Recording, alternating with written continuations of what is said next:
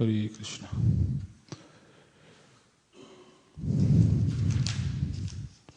ईश्वर परमा कृष्ण सच्चिदानंद विग्रह अनादिरादिर्गोविंद सर्वकारण कारणम सहस्रपत्र कमलं गोकुलाख्यं महत्पदं तत्कर्णिकारं तद्धामा तदनन्तांश संभवम् कर्णिकारं महद्यन्त्रं षट्कोणं वज्रकीलकं षडङ्गषट्पदिस्थानं प्रकृत्या पुरुषेण च प्रेमानन्दमहानन्द रसेनावस्थितं हि यत् ज्योतिरूपेण मनुना कामबीजेन सङ्गतं तत्किञ्जल्कं तदंशानं तत्पत्राणि श्रियामपि चतुरश्रं तत्परितः श्वेतदीपाख्यमद्भुतं चतुरश्रं चतुर्मूर्ते चतुर्धाम चतुष्कृतं चतुर्भिः पुरुषार्थैश्च चतुर्भिर्हेतुभिर्वृतं शूलयदशभिरानद्धम् ऊर्ध्वादो दिग्विदिक्ष्वपि अष्टभिर्निधिभिर्जुष्टम् अष्टभिः सिद्धिभिस्तथा मनुरूपैश्च दशभिर्दिक्पालैः परितो श्यामैर्गौरैश्च रक्तैश्च शुक्लैश्च परशार्दशभैः शोभितं शक्तिभिस्ताभिरद्भुताभिः समन्ततः एवं ज्योतिर्मयो देवा सदानन्द परात्पर आत्मा रामस्य तस्यास्ति प्रकृत्या न समागमा मायाया राममानस्य न वियोगस्तया सह आत्मना रमया रेमे त्यक्तकालं सदीक्षया नियति सा रमा देवी तत्प्रिया तद्वशं तदा तल्लिङ्गं भगवान् शम्भुर्ज्योतिरूप सनातन या योनिशा पराशक्ति कामो बीजं महद्दरे लिङ्गयोनि आत्मिका जाता इमा महेश्वरी प्रजा शक्तिमान् पुरुष सोऽयं लिङ्गरूपी महेश्वर तस्मिन्नाविराबुल्लिङ्गे महाविष्णुर्जगत्पति सहस्रशीर्षा पुरुषा सहस्राक्षा सहस्रपाठ सहस्रबाहुर्विश्वात्मा सहस्रांशा सहस्रशु नारायणः स भगवान् आपस्तस्मात् सनातनात् आविराशित कारणार्णो निधिः संकर्षणात्मकः योगनिद्रां गतस्तस्मिन् सहस्रांशा स्वयं महान् तद्रोमबीरजालेषु बीजं संकर्षणस्य हैमानि अन्दानि जातानि महाभूतावृतानि तु प्रतियन्दमेवमेकांशादेकांशाद् विशति स्वयं सहस्रमूर्ध विश्वात्मा महाविष्णु सनातनः वामङ्गादसृजाद् विष्णुं दक्षिणाङ्गात् प्रजापतिं ज्योतिर्लिङ्गमयं शम्भुं कूर्चदेशादवासृजात् अहङ्कारात्मकं विश्वं तस्मादेतद्विजायत अतः तैस्त्रिविधैर्वेषैर्लीलमुद्वतः किल योगनिद्रा भगवती तस्य श्रीरिव सङ्गता हिसृक्षायं ततो नाभेस्तस्य पद्मं विनिर्ययौ तन्नालं हेमनलिनं ब्रह्मणो लोकमद्भुतं तत्त्वानि पूर्वरूढानि कारणानानि परस्परं समव्यावाय प्रयोगच्च विभिन्नानि पृथक् पृथक् चिच्चक्त्या सज्जमानोऽथ भगवानादिपुरुषः योजयन्मायया देवो योगनिद्रामकल्पयत् योजयित्वा तु तानि एव प्रविवेश स्वयं गुहां प्रविष्टे तस्मिंस्तु जीवात्मा प्रतिबुध्यते स नित्योनित्यसम्बन्ध प्रकृतिश्च परैव स एवं सर्वात्मसम्बन्धं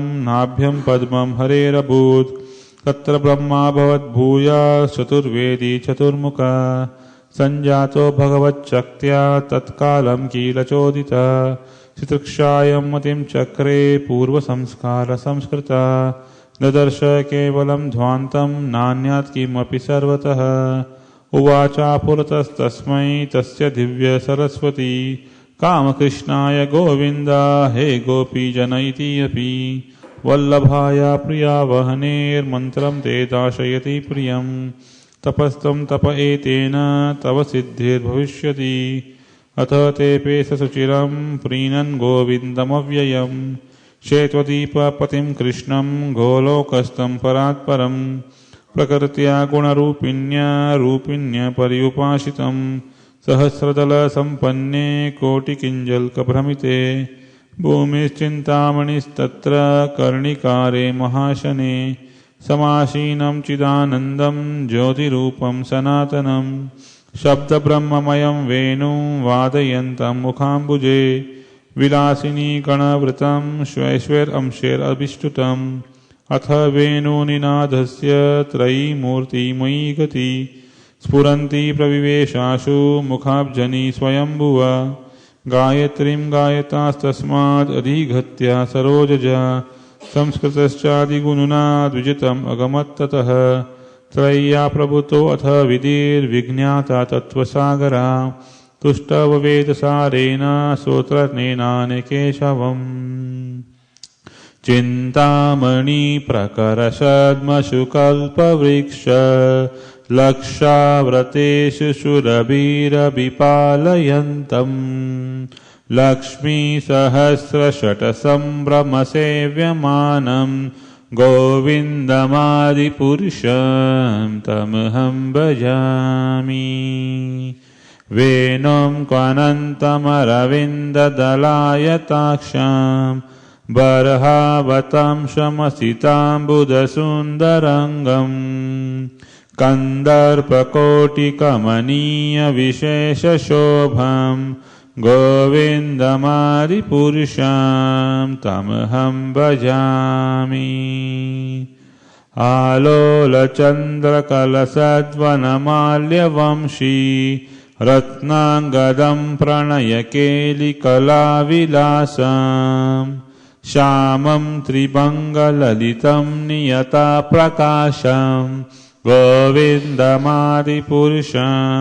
तमहं भजामि अङ्गानि यस्य सकलेन्द्रियवृत्तिमन्ति पश्यन्ति पान्ति कलयन्ति चिरं जगन्ति आनन्दचिन्मयसदुज्ज्वलविग्रहस्य गोविन्दमादिपुरुषं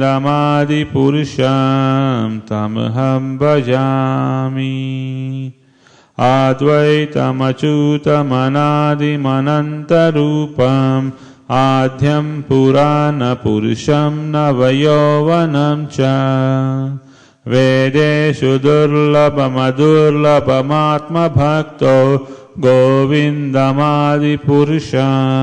तमहं भजामि पान्तास्तु कोटिशतवत्सरसम्प्रगम्य वायोरथापि मनसो मुनिपुङ्गवानां सोऽप्यस्ति यत्प्रपदसिम्नि अविचिन्त्य तत्त्वे गोविन्दमादिपुरुषं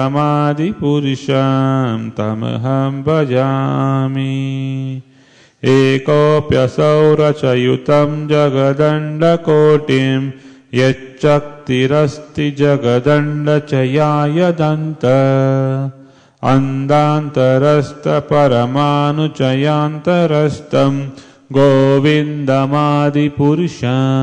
तमहं भजामि यद्भावभावितधियो मनुजस्तथैव सम्प्राप्य रूपमहिमासनयानभूषा शुक्तेर्यम्येव निगमा प्रतितैस्तुवन्ति गोविन्दमादिपुरुषं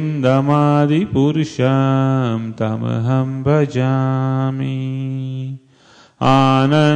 आनन्दचिन्मयरसा प्रतिवापिताभिस्ताभिर्य एव निजरूपतया कलाभिः गोलोक एव निवसत्यखिलात्मभूतो गोविन्दमादिपुरुषं तमहं भजामि प्रेमाञ्जनचुरितभक्तिविलोचनेन सन्त सदैव हृदयेषु विलोकयन्ति यं श्यामसुन्दरमचिन्त्य गुणस्वरूपं गोविन्दमादिपुरुषं तमहं भजामि रामादिमूर्तिषु कलानियमेन तिष्ठन् नानावतारमकरोद्भुवनेषु किन्तु Krishna Swayam Samabhavat Paramapumanyo Govindamadi Purusham Tamaham Bhajami. Yasya Prabha Prabhavato Jagadanda Koti Koti Swasesha Vasudhadi Vibhuti Bhinnam Tad Brahma Nishkalamanantam Asesha Bhutam Govindamadi Purusham Tamaham Bhajami. Maya hi yasya jagadanda satani sute Traigunya tat vishaya veda vitayamana Sattvaavalambi parasatvam vishuddha sattvam Govindamadi Purusham Tamaham Bhajami. Ananda Chinmaya Rasatmataya Manashu Yaha Praninam Pratifalan Smaratam Upetya Leela Itena Bhuvanani Jayata Jashram Govindamadi Purusham Tamaham Bhajami. Golokanamni nijadamni tale chatasya Devi Mahesha Haridhama Shuteshu Teshu Te Prabhavani Chaya Vihitascha Yena Govindamadi Purusham Tamaham Bhajami. Srishti Sthiti Pralaya Sadhana Shakti Rekha Chayeva Yasya Bhuvanani Bibharti Durga Icchanurupamapi Yasya Chacheshtate Sa Govindamadi Purusham Tamaham Bhajami. Shriram Yathadadi Vikara Vishesha Yogat Sanjayate Nahi Tatak Prutagasti Heto Yah Sambhutamapi Tata Samupaiti Karyad Govindamadi Purusham Tamaham Bhajami.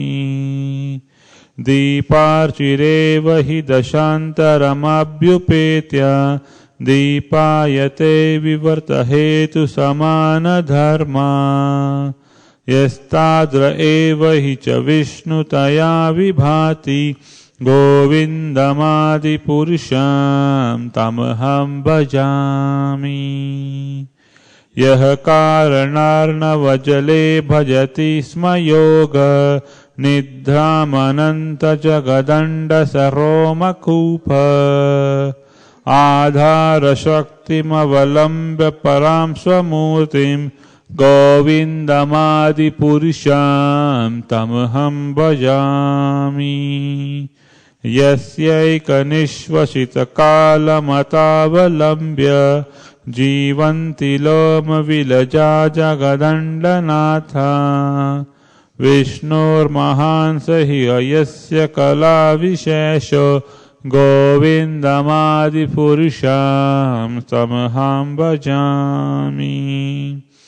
Bhashvan yatashma sakaleshu nijeshu teja Sviyam kiyat prakatayat api tadvadatra Brahmaya esha jaganda vidana karta Govindamadi Purusham Tamaham Bhajami.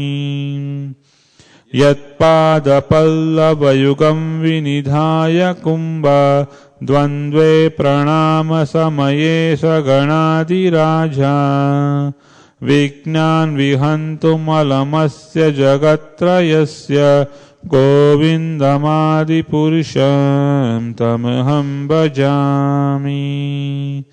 Agnir mahi gaganamambu maruddhishascha Kalastathatma manasiti jagatrayani Yasmad bhavanti vibhavanti vishanti yamcha Govindamadi Purusham Tamaham Bhajami. यच्चक्षुरे Savita सकलग्रहाणां राजा समस्तसुरमूर्तिरशेष तेज यस्याग्नया भ्रमति संवृतकालचक्रो गोविन्दमादिपुरुषं तमहं भजामि धर्मोऽतपापनिचया श्रुतयस्तपांसि ब्रह्मादिकीटपतगवधयश्च जीव यद्धत्तमात्रविभव प्रकटप्रभाव गोविन्दमादिपुरुषं तमहं भजामि यस्त्व इन्द्रगोपमतवेन्द्रमहोस्वकर्म बन्धानुरूपफलभाजनमाप्नोति कर्माणि निर्दहति किन्तु च भक्तिभाजं गोविन्दमादिपुरुषं तमहं भजामि यं क्रोधकामसहज प्रणयादिभीति वात्सल्यमोहगुरुगौरव्यसेव्यभावै सञ्चिन्त्य तस्य सदृशीं तनुमापुरेते गोविन्दमादिपुरुषं तमहं भजामि गोविन्दमादिपुरुषं तमहं भजामि श्रिया कान्ता कान्ता परमपुरुषा कल्पतरवो ध्रुमा भूमिश्चिन्तामणि गणमयी तोयममृतम् कथागानं नाट्यं गमनम् अपि वंशप्रियसखी चिदानन्दं ज्योति परमपि तदस्याद्वयमपि च स यत्र क्षीराब्धि श्रवति सुरभिभ्याश्च सुमहान् निमेषार्धाख्यो वा व्रजति नहि यत्रापि समय भजे श्वेत्वदीपं तमहमिह गोलोकमिति यं विदन्तस्ते शान्तशितिविदः चारकातिपये अतो वाचा महाविष्णुर्भगवन्तं प्रजापतिं ब्रह्ममहत्त्वविज्ञाने प्रजासर्गे च चेन्मति पञ्चश्लोकीम् इमं विद्यां वत्स दत्तां निबोध मे प्रबुदे ज्ञानभक्तिभ्यामात्मनि आनन्दचिन्मयी उदेति अनुत्तमा भक्तिर्भगवत्प्रेमलक्षण प्रमाणे सदसाचारे सदभ्यासे निरन्तरं बोधयनात्मनात्मानं भक्तिमपि उत्तमं लभेत् यस्याश्रेयस्करं नास्ति यस्य निवृत्तिमाप्नुयात् या साधयति मामेव भक्तिं तामेव साधयेत् धर्मानन्यान् परित्यज्य मामेकं भज विश्वसन् यादृशी श्रद्धा सिद्धिर्भवति तादृशी कुर्वन् निरन्तरं कर्म लोकोऽयमनुवर्तते तेनैव कर्मणा ध्यायान् मां परां भक्तिमिच्छति अहं हि विश्वस्य चराचरस्य बीजं प्रधानं प्रकृतिपुमांश्च मया हितं तेज इदं बिभर्षि विदेहि त्वं मतो जगन्ति ईश्वर परम कृष्ण सच्चिदानंद विग्रह अनादिरादिर्गोविन्द सर्वकारण कारणम् इति श्री ब्रह्म संहिता संपूर्णं हरि ओम्।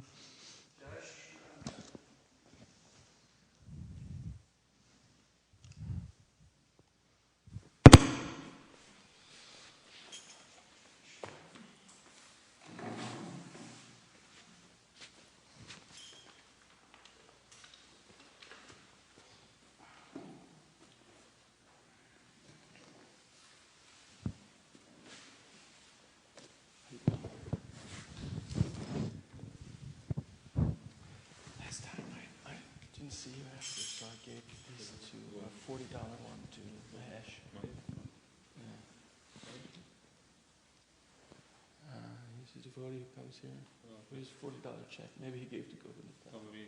Okay. All right. Hare Krishna. We didn't read the English yet, did we?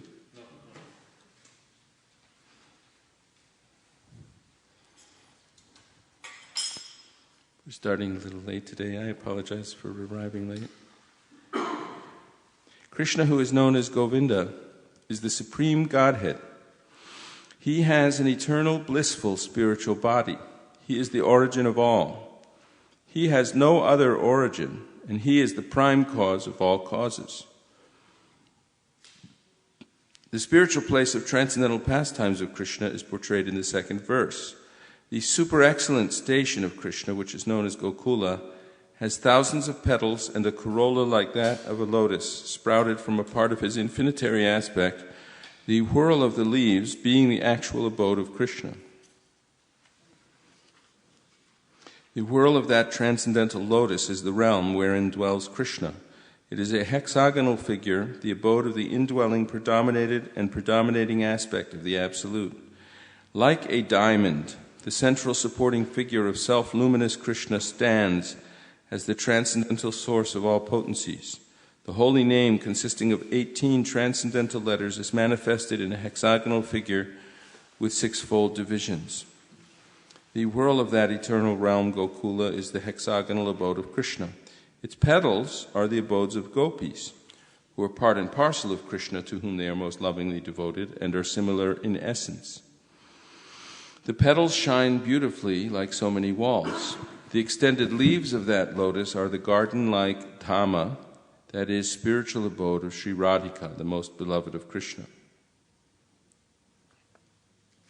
The surrounding external plane of Gokula is described in this verse. There is a mysterious quadrangular place named Shvetadvipa surrounding the outskirts of Gokula. Shvetadvipa is divided into 4 parts on all sides. The abode of Vasudev, Sankarshan, Pradyumna, and Aniruddha are separately located in each of these 4 parts. These 4 divided abodes are enveloped by the fourfold human requirements such as piety, wealth, passion, and liberation, as also by the 4 Vedas, namely Rig, Sama, Yajur, and Atharva, which deal with the mantra and which are the bases of achievements of the fourfold mundane requirements. 10 tridents are fixed in the 10 directions, including the zenith and nadir. The 8 directions are decorated with the 8 jewels of Mahapadma, Padma, Shankha, Makara, Kachapa, Mukunda, Kunda, and Nila. There are 10 protectors, Dikpalas, of the 10 directions, in the form of mantra. The associates of the hues of blue, yellow, red, and white, and the extraordinary potencies bearing the names of Vimala, etc., shine on all sides.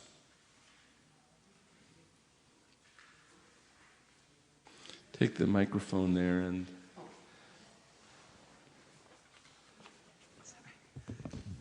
Sorry. Do you have a microphone to... Okay. The Lord of Gokula is the transcendental supreme Godhead, the own self of eternal ecstasies. He is the superior of all superiors and is busily engaged in the enjoyments of the transcendental realm and has no association with his mundane potency.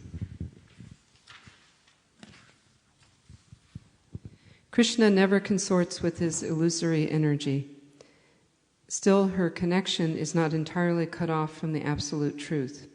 When he intends to create the material world, the amorous pastime, in which he engages by consorting with his own spiritual potency, Rama, by casting his glance at the deluding energy in the shape of sending his time energy, is an auxiliary activity.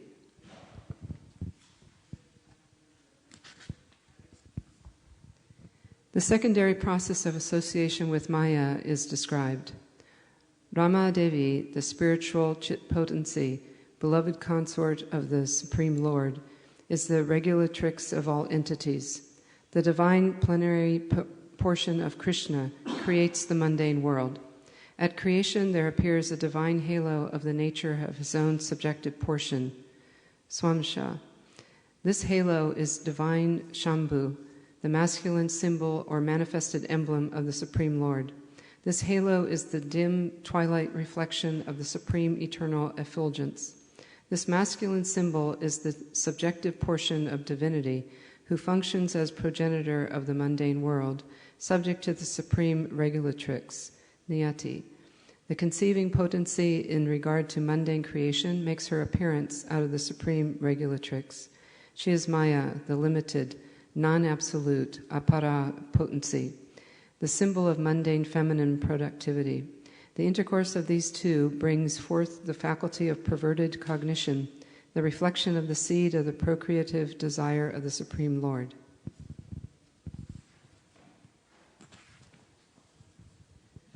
All offspring of the consort of the great Lord, Maheshwara, of this mundane world are of the nature of the embodiment of the mundane masculine and feminine generative organs. The person embodying the material causal principle vis-a-vis the great Lord of this mundane world, Maheshwara, Shambhu, in the form of the male generating organ, is joined to his female consort, the limited energy, Maya, as the efficient causal principle. The Lord of the world, Maya Vishnu, is manifest in him by his subjective portion in the form of his glance.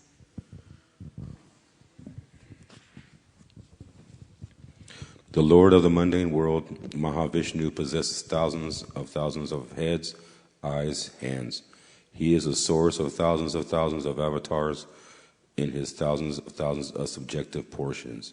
He is the creator of thousands of individual souls. The same Mahavishnu is spoken of by the name of Narayan in this mundane world. From that eternal person has sprung the vast expanse of water of the spiritual causal ocean.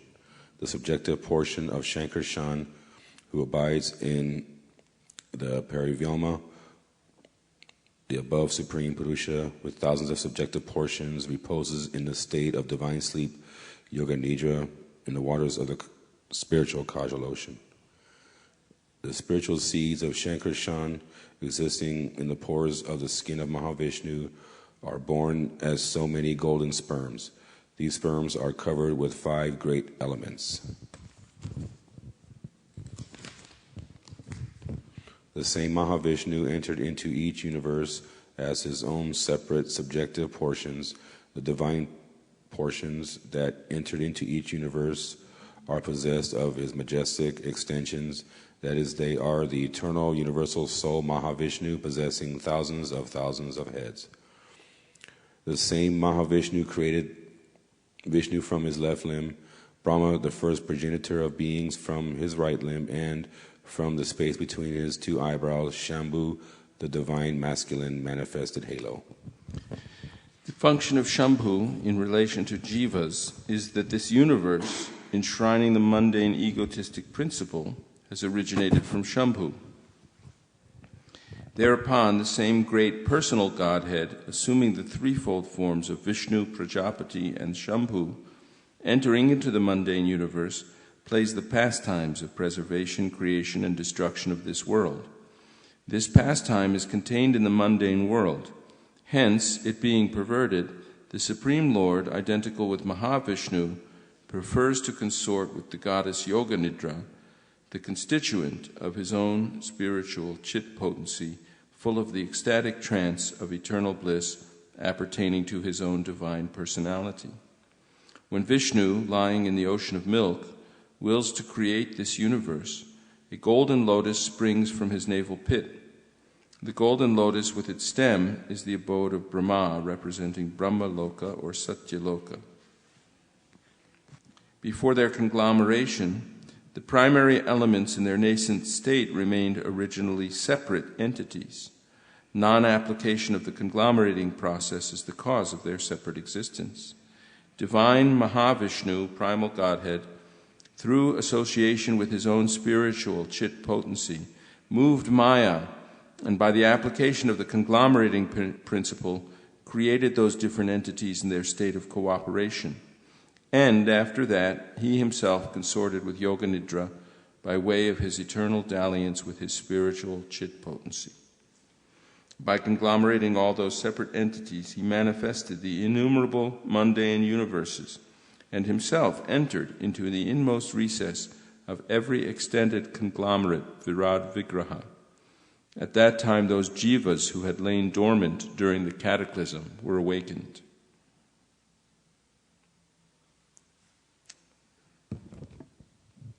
The same Jiva is eternal and is for eternity, and without a beginning, joined to the Supreme Lord by the tie of an eternal kinship. He is transcendental spiritual potency. The divine lotus which springs from the navel pit of Vishnu is in every way related by the spiritual tie with all souls and is the origin of four-faced Brahma versed in the four Vedas. On coming out of the lotus, Brahma, being guided by the divine potency, turned his mind to the act of creation under the impulse of previous impressions, but he could see nothing but darkness in every direction.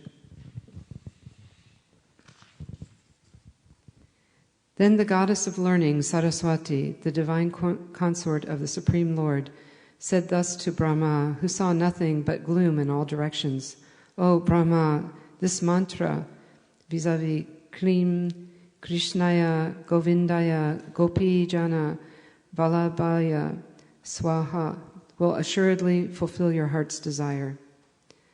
O Brahma, do thou practice spiritual association by means of this mantra, then all your desires will be fulfilled." Brahma, being desirous of satisfying Govinda, practiced the cultural acts for Krishna in Goloka, Lord of Shvetavit, for a long time. His meditation ran thus: there exists a divine lotus of 1,000 petals augmented by millions of filaments in the transcendental land of Goloka. On its world there exists a great divine throne on which is seated Sri Krishna, the form of eternal effulgence of transcendental bliss, playing on his divine flute, resonant with the divine sound with his lotus mouth. He is worshipped by his amorous milkmaids with their respective subjective portions and extensions, and also by his external energy, who stays outside, embodying all mundane qualities. Then Gayatri, mother of the Vedas, being made manifest, imparted by the divine sound of the flute of Sri Krishna, entered into the lotus mouth of Brahma, born from himself through his 8 ear holes. The lotus-born Brahma, having received the Gayatri sprung from the flute song of Sri Krishna, attained the status of the twice-born, having been initiated by the supreme primal preceptor, Godhead himself.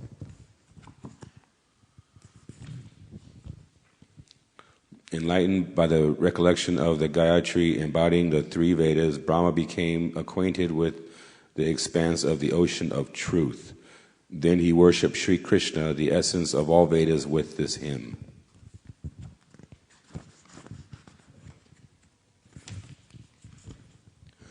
I worship Govinda, the primeval Lord, the first progenitor, who is tending the cows yielding all desire, in abodes built with spiritual gems, surrounded by millions of purpose trees, always served with great reverence and affection by hundreds of thousands of Lakshmis or Gopis. I worship Govinda, the primeval Lord, who is adept in playing on his flute, with blooming eyes like lotus petals, with head decked with peacock's feather, with the figure of beauty tinged with the hue of blue clouds, and his unique loveliness charming millions of cupids. I worship Govinda, the primeval Lord, round whose neck is swinging a garland of flowers beautified with the moon locket, whose 2 hands are adorned with the flute and jeweled ornaments, who always revels in pastimes of love, whose graceful threefold bending form of Shyama Sundara is eternally manifest. I worship Govinda, the primeval Lord, whose transcendental form is full of bliss, truth, substantiality, and is thus full of the most dazzling splendor. Each of the limbs of that transcendental figure possesses in himself the full-fledged functions of all the organs, and eternally sees, maintains, and manifests the entire infinite universes, both spiritual and mundane. I worship Govinda, the primeval Lord, who is inaccessible to the Vedas, but obtainable by pure, unalloyed devotion of the soul, who is without a second, who is not subject to decay, is without a beginning, whose form is endless, who is the beginning and the eternal Purusha, yet he is a person possessing the beauty of blooming youth. I worship Govinda, the primeval Lord, Only the tip of the toe of whose lotus feet is approached by the yogis who aspire after the transcendental and betake themselves to pranayama by drilling the respiration, or by the jnanis who try to find out the non-differentiated Brahman by the process of elimination of the mundane, extending over thousands of millions of years. He is an undifferentiated entity, as there is no distinction between potency and the possessor thereof. In his work of creation of millions of worlds, his potency remains inseparable. All the universes exist in him, and he is present in his fullness in every one of the atoms that are scattered throughout the universe at one and the same time. Such is the primeval Lord whom I adore. I adore the same Govinda, the primeval Lord, in whose praise men who are imbued with devotion sing the mantra suktas told by the Vedas, by gaining their appropriate beauty, greatness, thrones, conveyances, and ornaments. I worship Govinda, the primeval Lord, residing in his own realm, Goloka, with Radha, resembling his own spiritual figure, the embodiment of the ecstatic potency possessed of the 64 artistic activities, in the company of her confidants, Sakhis, embodiments of the extensions of her bodily form, permeated and vitalized by his ever blissful spiritual rasa.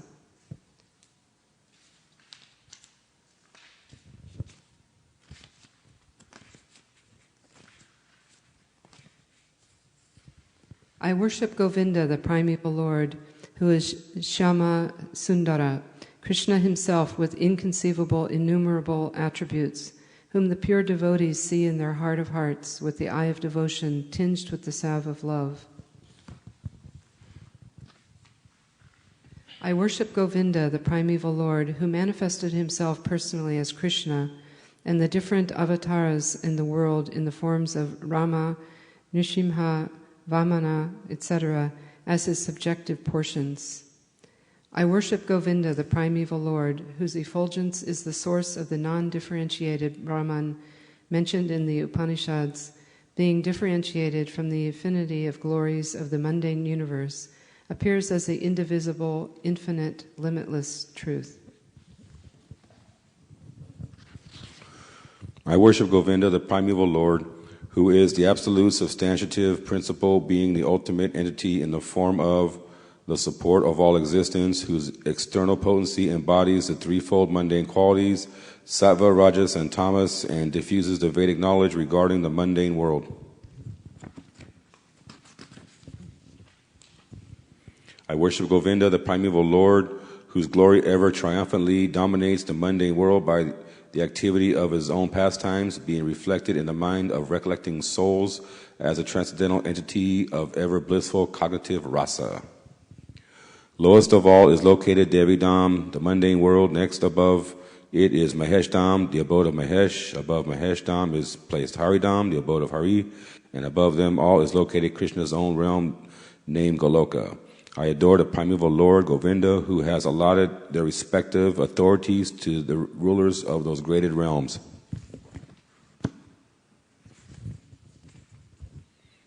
The external potency Maya, who is of the nature of the shadow of the Chit potency, is worshipped by all people as Durga, the creating, preserving, and destroying agency of this mundane world. I adore the primeval Lord Govinda, in accordance whose will Durga conducts herself.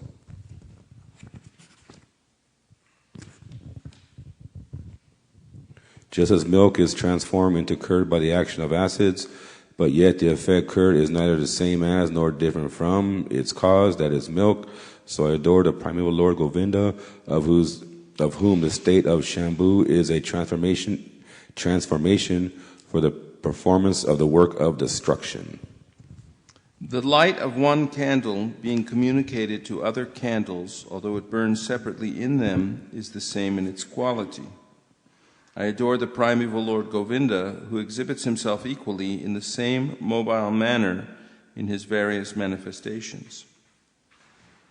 I adore the primeval Lord Govinda, who, assuming his own great subjective form, which bears the name of Shesha, replete with the all-accommodating potency, and reposing in the causal ocean with the infinity of the world in the pores of his hair, enjoys creative sleep, yoga nidra.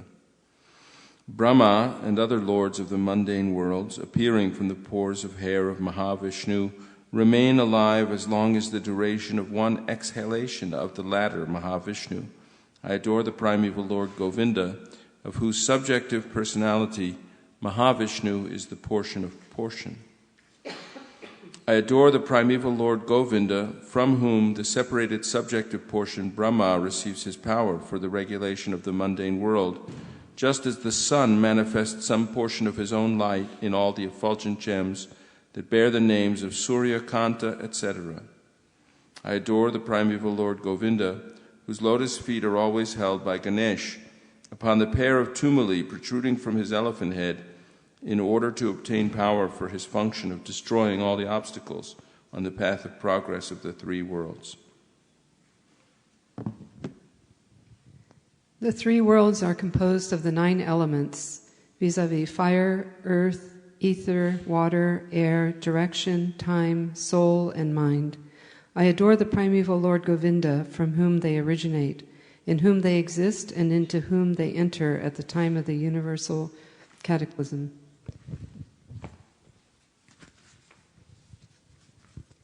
The sun, who is the king of all the planets, full of infinite effulgence, the image of the good soul, is as the eye of this world.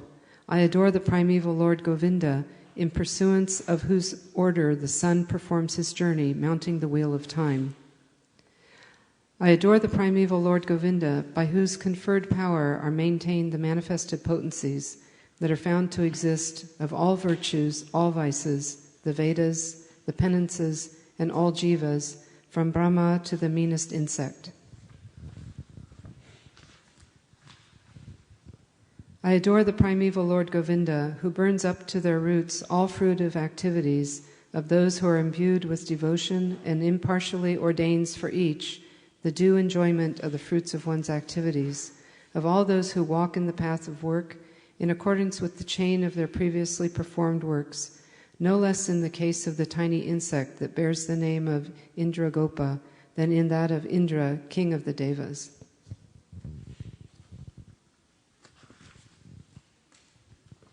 I adore the primeval Lord Govinda, the meditators of whom, by meditating upon him under the sway of wrath, amorous passion, natural friendly love, fear, parental affection, delusion, reverence, and willing service, attain to bodily forms befitting the nature of their contemplation. I worship that transcendental seat known as Shvetadvip, where as loving consorts of Lakshmis in their unalloyed spiritual essence practice the amorous service of the Supreme Lord Krishna. Page 103. As their only lover, where every tree is a transcendental purpose tree, where the soul is the purpose gem, all water is nectar, every word is a song, every gait is a dance, the flute is a favorite attendant, effulgence is full of transcendental bliss, and the supreme spiritual entities are all enjoyable and tasty.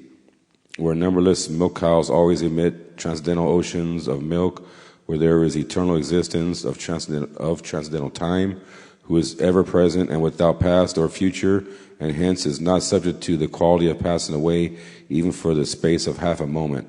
That realm is known as Goloka only to a very few self-realized souls in this world.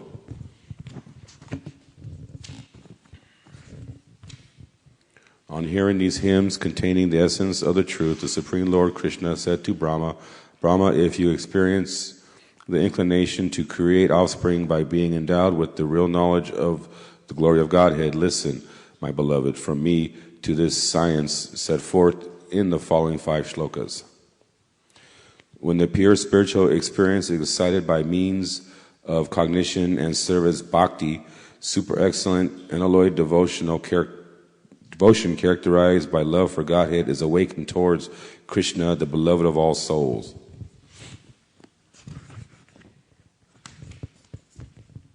The highest devotion is attained by slow degrees, by the method of constant endeavor for self-realization, with the help of scriptural evidence, theistic conduct, and perseverance in practice.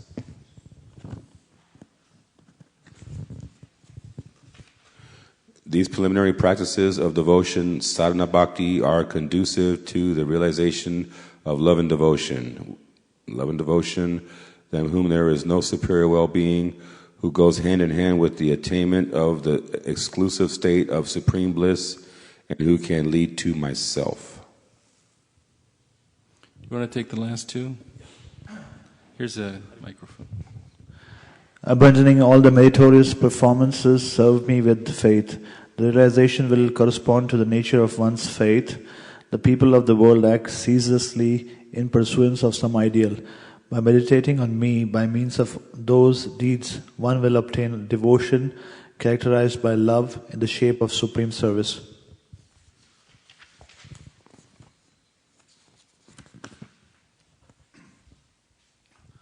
Listen, O Vidhi, I am the seed, that is the fundamental principle of this world of animate and inanimate objects.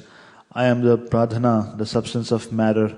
I am prakriti, material cause, and I am purusha, efficient cause. This fiery energy that belongs specially to the Brahman that inheres in you has also conferred by me. It is by bearing this fiery energy that you regulate this phenomenal world of animate and inanimate objects. Hare Krishna. Hare Krishna. Would someone get me, do we have a dictionary? So, as usual, I want to ask the devotees who are present if there's any verse that we've read that they want to discuss further today. This Brahma Samhita with purports by Bhaktisiddhanta Saraswati Thakur Prabhupada is very sort of technical and dense and a little difficult to understand, but if we read it closely over and over again, Krishna will give us the understanding eventually. This technique of close reading is also what they teach in law school, in the major law schools in the United States. They don't teach you to memorize a lot of statutes and statutory schemes, because those change over time. But they teach you to read appellate opinions and to be able to distill out of them the facts of the case and what the holdings were and the reasons for the holding that guides the decision, and how that same principle might apply in slightly different facts. Thank you. Oh, I don't need the Sanskrit English. I just wanted this. One thing I want to look up, so we can all learn something today, is V-I-Z period, viz. And I always understood it meant namely. A lot of these little things, they're like I-E and E-G and id and ibid and S-I-C. A lot of them come from Latin, and they're used in not so much in sort of modern popular texts, but they're used in. I thought it was vis-a-vis, right? Vis-a-vis. We'll look that up too. Vis-a-vis means something else, I think. Let's see. They don't have it here. They have vizard and vizier and visor. But they don't have the part of speech V-I-Z, the abbreviation. Let's look up vis-a-vis, V-I-S-A.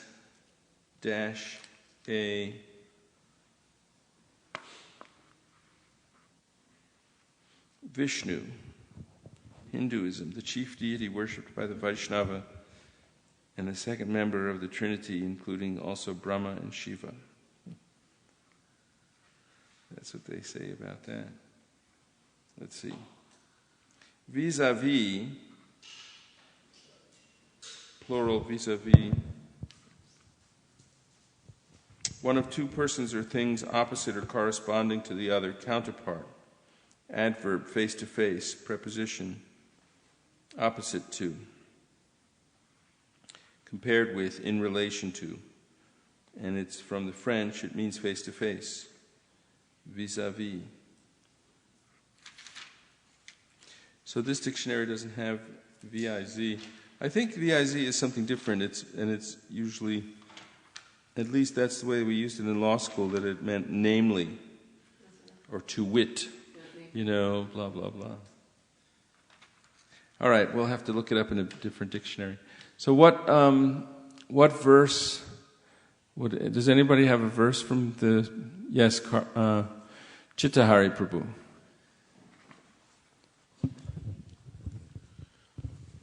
Okay, it says, it's number 22. The divine lotus which springs from the navel pit of Vishnu is in every way related by the spiritual tie with all souls and is the origin of four-faced Brahma versed in the four Vedas. Okay, let's read the Sanskrit. It's on page 38. Evang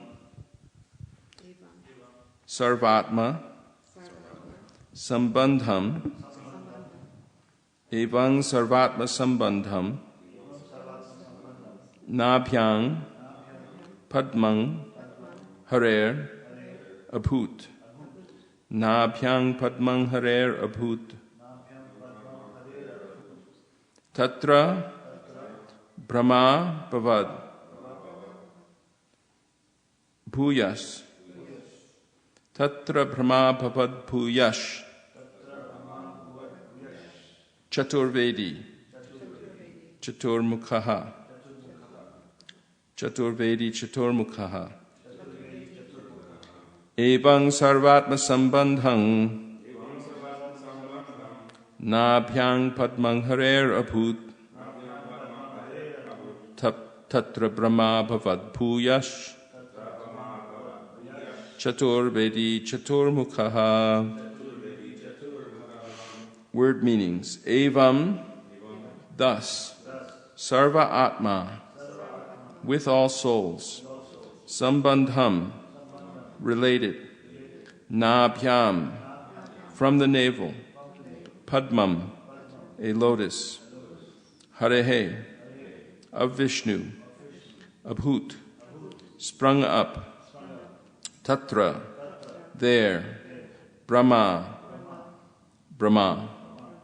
Abhavat, was born. Bhuyaha, again. Chatuk Vedi, versed in the four Vedas. Chatuk Mukhaha, four-faced. Translation: the divine lotus which springs from the navel pit of Vishnu is in every way related by the spiritual tie with all souls and is the origin of four-faced Brahma, versed in the four Vedas. Purport: the same divine lotus originating from the divine person entered into the hidden recess is the superior plane of aggregation of all individual souls. The four-faced Brahma, the image of self-enjoyment, derives his origin from the prototype Brahma or Hiranyagarbha, the mundane seminal principle, who regards the aggregate of all mundane entities as his own proper body. The delegated godship of Brahma, as well as his being the dislocated portion of Krishna, are also established. Okay, it's clear, right?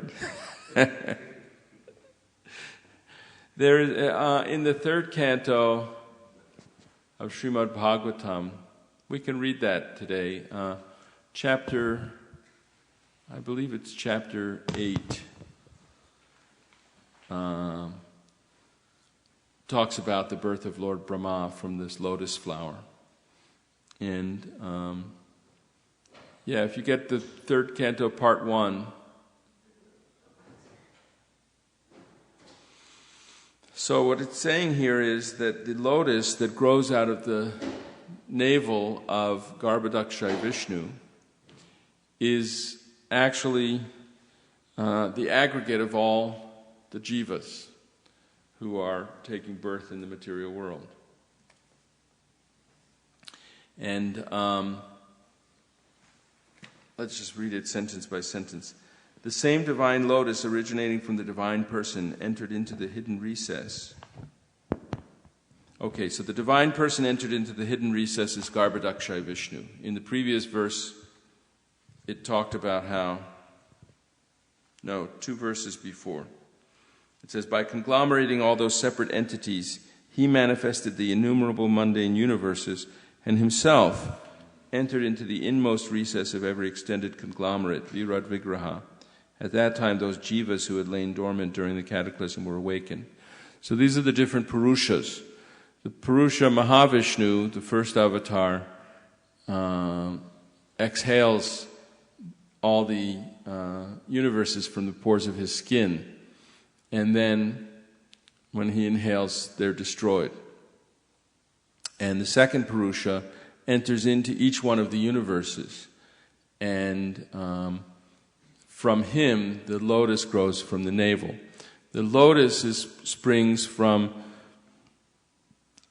we have to understand the purpose of the creation, and the purpose of the creation is twofold. One is that Krishna doesn't interfere with the desires of jivas. They say man proposes and God disposes.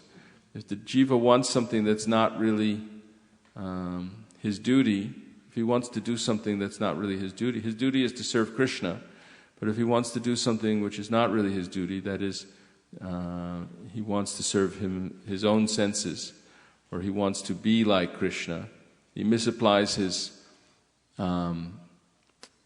independence, marginal independence, his small independence, because Krishna has full independence, and then every little part and parcel of him has that quality of independence in minute quantity. And that independence can be expressed by asserting oneself as independent of Krishna, which is an illusion. We're not independent of Krishna. But if we want to pretend to be the served rather than the server, Krishna gives us an illusory ego so that we think that we're the served, and we identify with that. We're actually serving that body, that material body, the material senses.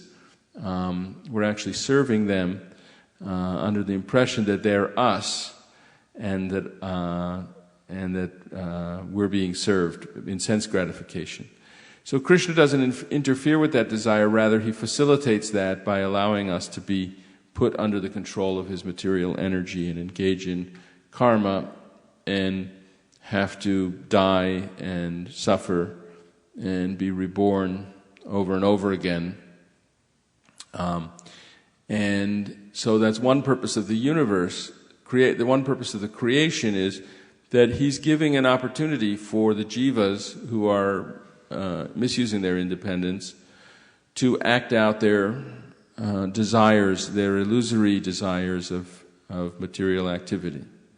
And the other purpose is that he really wants them to give up their foolishness and turn their attention back to his devotional service and go back to home, back to Godhead, to be situated in their original spiritual essence as pure devotees of Krishna without any mundane illusion, to reawaken their dormant love for him. Once that love is turned into lust, it's very difficult to turn it back into love again. So the universe is created for those two purposes, and the universe isn't constant. There's a spiritual world which is always manifest, and it's unmanifest to our senses, but it's always existing in the self-illuminated plane of pure consciousness. Krishna describes in the 8th chapter of Bhagavad Gita that's avyakto akshara ityuktas tamahuh paramang statim, paramang gatim. Anyway, I'll look that up. But there's this unmanifested, bhutva praliyate, avyakto. There's a verse that says nashyatsu na vinashyati. Where's the Bhagavad Gita? So when this whole world is destroyed, that part, his abode, is not destroyed. Bhutagramam imang kritsnam bhutva praliyate. Thank you.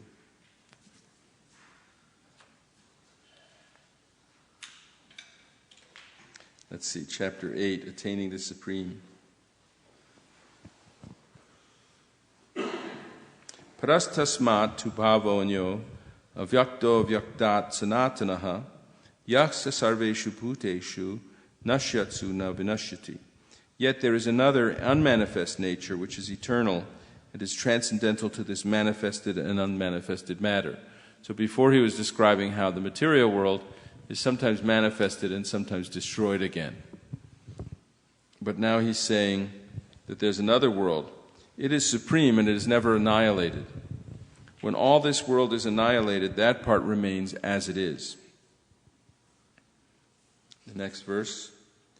Avyakto akshara ityuktas tamahuk paramang gatim yang prapya nanivartante tad dhamma paramang mama. That which the Vedantists describe as unmanifest and infallible, that which is known as the supreme destination, that place from which, having attained it, one never returns, that is my supreme abode. Purushak saparak partha bhaktya labhyas tvananya ya yasyantak stani bhutani yena sarvamidang tatam. The Supreme Personality of Godhead, who is greater than all, is attainable by unalloyed devotion. Although he is present in his abode, he is all-pervading, and everything is situated in him. So he's present in his abode, and this material creation is an opportunity for all of us to give up our foolish engagement in sense gratification, material karma, fruitive activities, and to go to that abode of Krishna by pure devotion and get to know him. So he creates for that purpose, and when there's that desire for that creation, he reawakens all the dormant jivas who are like resting inside the body of Mahavishnu in a sleeping state. And they come out again as this lotus flower, which is the aggregate. So you could think of it as made up of particles of millions of billions of conditioned souls. But they come out in this lotus flower on which Lord Brahma is born. And Lord Brahma is at the top of the lotus flower. So it says, the four-faced Brahma, the image of self-enjoyment, derives his origin from the prototype Brahma, or Hiranyagarbha, the mundane seminal principle. So this is being explained here. When Lord Brahma is the first created being in the universe, and from Lord Brahma are created all the different Prajapatis and the demigods and the demons and all the different population. And at the end of every day, Lord Brahma goes to sleep and there's a big devastation. And then in the beginning of Lord Brahma's day again, which is 1,000 ages, 1,000 cycles of yugas. Yes, Chittahari, you had a question? Yeah, what happens when there's like partial devastations? I read in the Bhagavatam like when Brahma takes a nap, or like when Manu dies, or there's like other things that make like partial devastations. So when there's partial devastations, the water, Hare Krishna, the water of the universe rises and to different levels of planetary systems that are destroyed. The Earth may be destroyed, the Earth will be destroyed, and even the planets at some points of the luminaries, that is the Swargaloka, will be destroyed. But the other planets of the sages, Maharloka, Janaloka, Tapaloka, Siddhaloka, those planets are not destroyed in the partial devastations. And the Earth is destroyed? The Earth is affected? Yes, the Earth is destroyed. Manu dies. Manu is the father of all mankind. And then the next Manu comes out and becomes the progenitor of all humans again. So there are 14 Manus in a day of Brahma. Each one goes through 78 cycles of 4 yugas. So there are these partial devastations. But then at the end of Brahma's day, there is a near total devastation. And Brahma himself goes to sleep. And yet, like in the 4 seed verses of Srimad Bhagavatam, Krishna says, I'm the only one who existed before the creation. And I'm the only one who exists after the creation. But when Krishna says I, he includes his whole spiritual world, which is full of all these other living beings. It's not that Krishna is alone. We shouldn't think of Krishna as being alone, but rather Krishna is always with Radharani and his many other associates. But there, the transcendental world, there's oneness there. Srila Prabhupada describes it like saying that a king may have an army of 1 million soldiers, and the king he's going with his army, and that's the king, right? He and his army are the same thing. Even though it's composed of many, many soldiers, they're all obedient to him, and therefore that's him. And similarly, when Krishna alone existed before the creation, he existed with his whole abode, and that abode is full of variety. It's not static,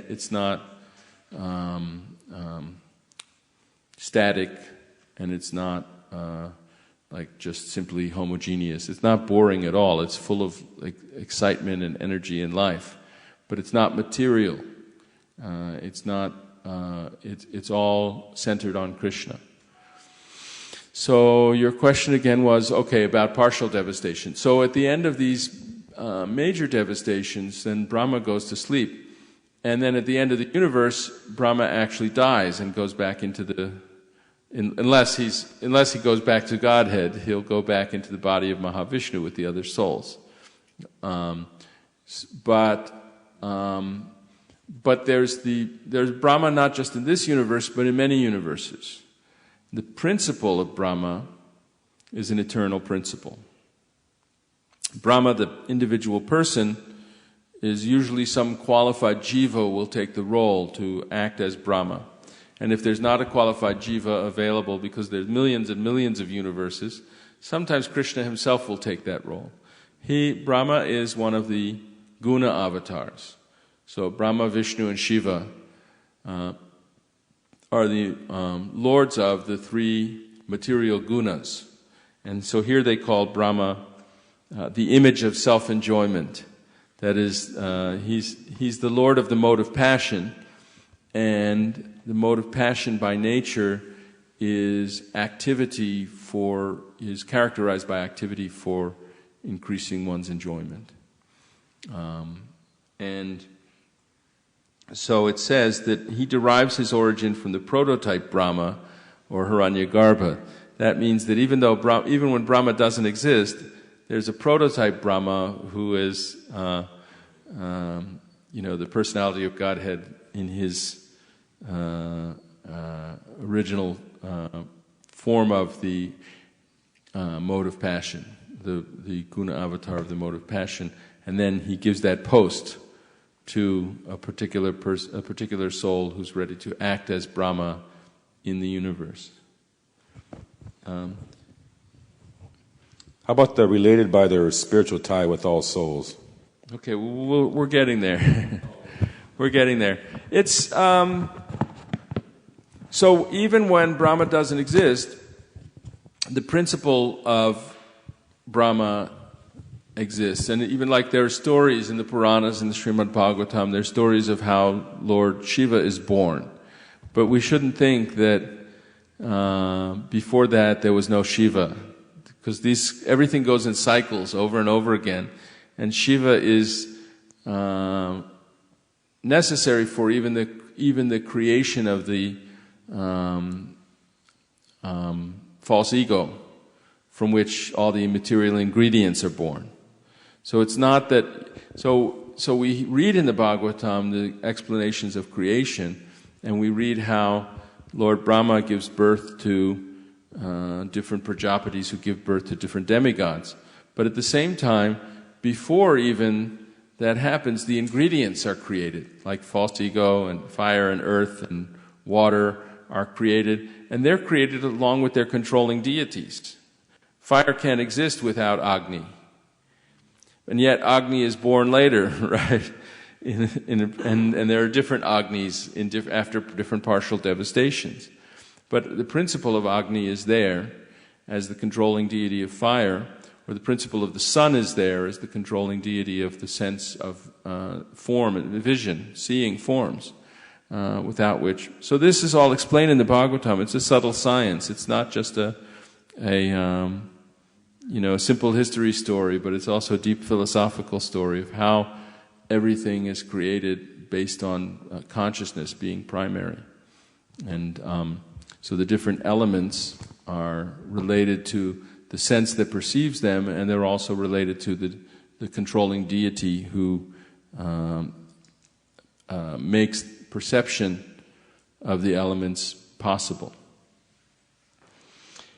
So Brahma, in the same way, originated from the prototype Brahma, or Hiranyagarbha, who's the mundane seminal principle, who regards the aggregate of all mundane entities as his own proper body.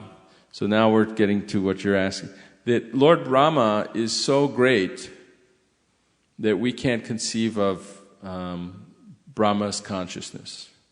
We're just little individuals. We know what's going on in our bodies. If we stub our toe, it hurts, but it doesn't hurt someone else. It just hurts our little, our stubbing our toes. And we have this very limited awareness. Brahma is in charge of the whole creation. He's the grandfather of all the demigods, the head of the whole universe. And he's aware of everything that's going on in every particle of creation, of the universe. That's his body. Our sensations are, and the same is true, even more so, for the universal form of Krishna. The universal, when Krishna shows his Virat Rupa, he is the whole universe. That's a conception. Srila Prabhupada explains that the universal form, is that a cell phone? It's an interesting sound. The universal form of Krishna is not one of the eternal forms that exist in the spiritual world, but is a way for us to understand that this universe that we can see and touch, and feel and see around us, is actually a form of Krishna too, because nothing's different from Krishna. And that universal form of Krishna is very real, but it's not, there's no sort of planet where the universal form exists in the spiritual world. It exists for the creation of the material world. And it's like a giant macrocosm. That is that, we have fire in our body, we have water in our body, we have mind covering our consciousness, mind, intelligence, ego. And then there's the sum total of mind, the sum total of intelligence, the sum total of fire is the ego and the fire in the body of the supreme gigantic universal form. So we couldn't have any part of us without him, and we couldn't be conscious without his consciousness. His total consciousness is the sum total of all our consciousness. And in a similar way, Lord Brahma's being explained here that the aggregate of all mundane entities are regarded by Lord Brahma as his own proper body, his own material body. So that, in one sense, that entire lotus flower on which is situated all of the material planetary systems is, in another sense, part of the body of Lord Brahma. He's born from it, and he's different. He climbs down the lotus and looks for the source of his origin and everything. But that lotus flower consists of the aggregate of individual souls and is regarded by him as his own proper body. And the delegated godship of Brahma, as well as his being the dislocated portion of Krishna, are also established. So Lord Brahma is not Lord Krishna. He's described, because he's the guna avatar, these are described as the dislocated portions. And even Lord Shiva is not Lord Krishna. Only Vishnu should be worshipped by Vaishnavas as the Supreme Godhead. And Brahma and Shiva are devotees of him, but they're representatives of modes of material nature, and they're not. They're worshipped by people influenced by those different modes of material nature. They're not worshipped by the pure devotees as God. They're respected as great, like Lord Brahma is the spiritual master of our spiritual master, spiritual master, spiritual master. In our sampradaya, he's Narada Muni's guru. So he's worshipped by us as the great founder of our sampradaya and a great devotee. But he's not accepted as God. He's the spiritual master. He's a pure devotee. And Shiva is also known as the greatest Vaishnava, and we worship Shiva as a great devotee, that he's always worshipped. Brahma, like in this Sri Brahma Samhita, we see Brahma is praying to Krishna. He's praying prayers that he can be empowered to carry out his function of creating the world, and that he's concerned that he may become proud and become illusioned and forget his role as subordinate. So he's praying to Krishna. So he's not the Supreme. He's always praying to the Supreme. And Narada Muni, recognizing this, asked him some questions. Tell me about the Supreme Person. And that's when Brahma explained the original Srimad Bhagavatam in second canto. Yes, Chittahari Prabhu. Okay, I understand that Lord Brahma, that post changes. So you would never worship him as God because, that person that occupies that post is not going to be God unless he is at that certain point where there's no other soul. But a lot of people worship Lord Shiva as God, and his post doesn't change, right? He's always Lord Shiva's Lord Shiva. There's no particular living entity that takes the post of Lord Shiva, right? Well, Lord Shiva's position as the husband of material nature cannot be occupied by a jiva, because a jiva by nature is bewildered by material nature, or it comes under control of material nature. And Lord Shiva is the husband of material nature, so he can't be a jiva. And yet, he can't be Krishna either, because Krishna never contacts material nature.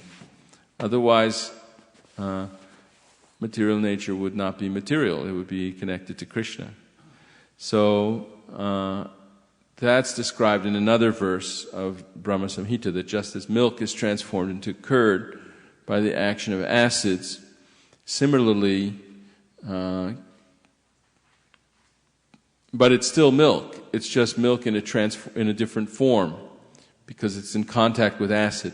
Similarly, Shiva is Vishnu in a different form, the form by which he's in contact with material nature. And material nature also is a pure devotee of Vishnu.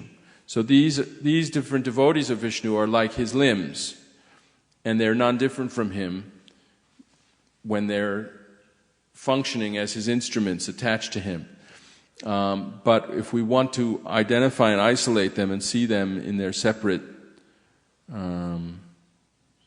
understandings, then we can understand they're not the Supreme, because they're partial. They're the limbs of the Supreme. So many demigods, Yamaraj, and so many demigods are empowered. They're pure devotees. They're limbs of Krishna. They're identical to Krishna when understood as Krishna's agents. But when understood as separate principles, we can see that Krishna's the whole and they're the part. Is it okay? All right, so I wanted to read this because we could further follow up on this discussion in chapter 8 of the Srimad Bhagavatam, Canto 3, Chapter 8. Can we get something up on the board? Can someone work that? The Chapter 8 is called Manifestation of Brahma from Vishnu.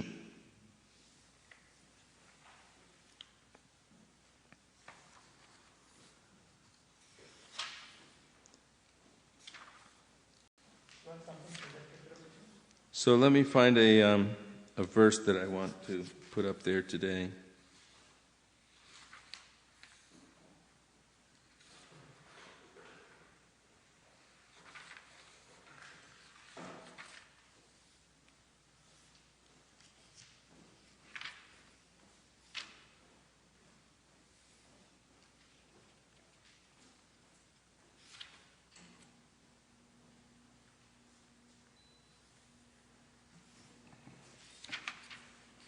Okay.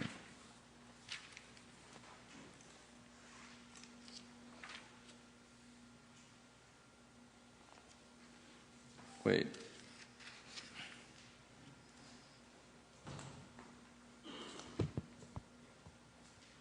Okay, I'll start. We'll start with text. Why don't we read text 14? It doesn't have a purport, so we'll read a few more texts. What's the one? Canto 3, chapter 8, text 14.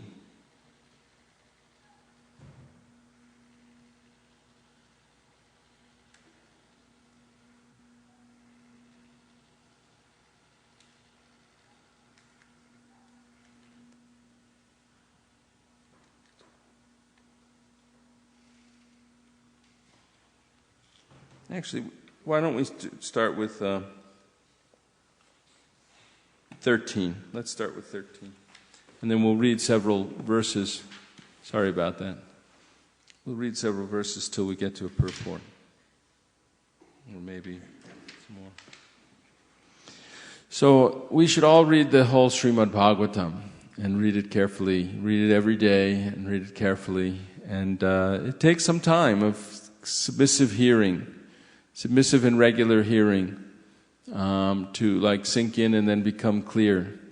And it's not strictly an intellectual process. It's not like, we're going to make diagrams and maps and analyze it. I mean, we can do that. We should be analytical when we understand it. But we shouldn't. It's not just a scholarly approach, but we're trying to transform ourselves to please our spiritual masters by the service attitude in which we properly hear things. And when He's pleased with us, then everything becomes revealed and it becomes easy to understand. So let's read text 13. Tasyartha. Tasyartha. Sukshma. Sukshma. Abhinivishta drishtehe. Abhinivishta drishter. Tasyartha sukshma abhinivishta drishter. Tasyartha sukshma binivishta drishter. Antaha gataha. Antargata. Artaha. Artaha. Rajasa. Rajasa. Taniyan. Taniyan. Antargatorto. Rajasa taniyan. Antargatorto rajasa taniyan. Gunena. Kala anugatena. Kala Vidhaha. Gunena kalanugatena vidhaha.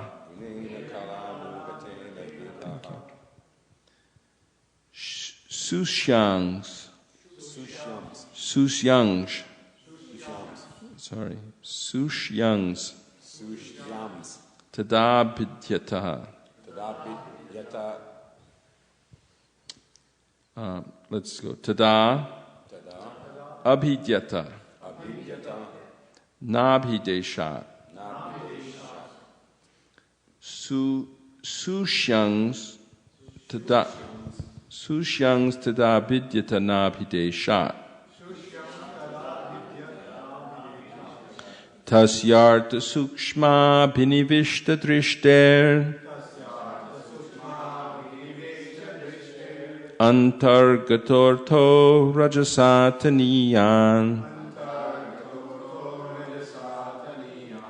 Gunena kala nugatena vidhaha. Susyangs tadapidyata nabhideshat.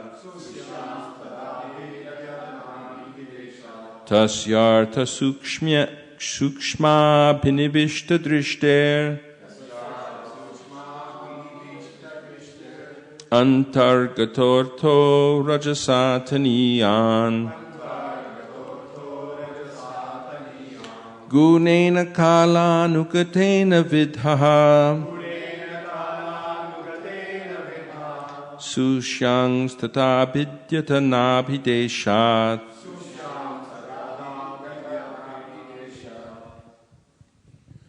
Tasyartha sukshma binavishta drishter.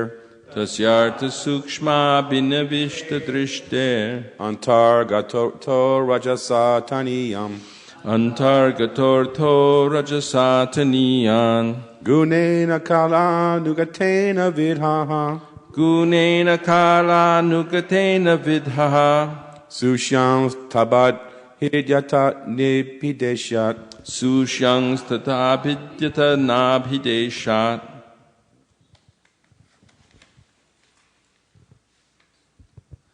Tasyartha shukshma abhinistadishtair tasyartha sukshma binivishta drishter antargatortho rajasataniyan antargatortho rajasataniyan gunena kalanugatena vidha gunena kala nugatena vidhaha sushyam stadabhidyata nabhidiseyat susyang stadabhidyata nabhideshat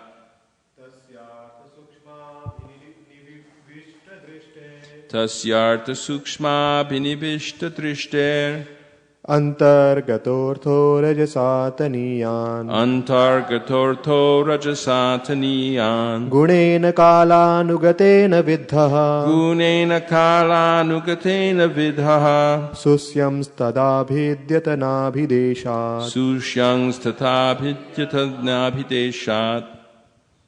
Anyone else?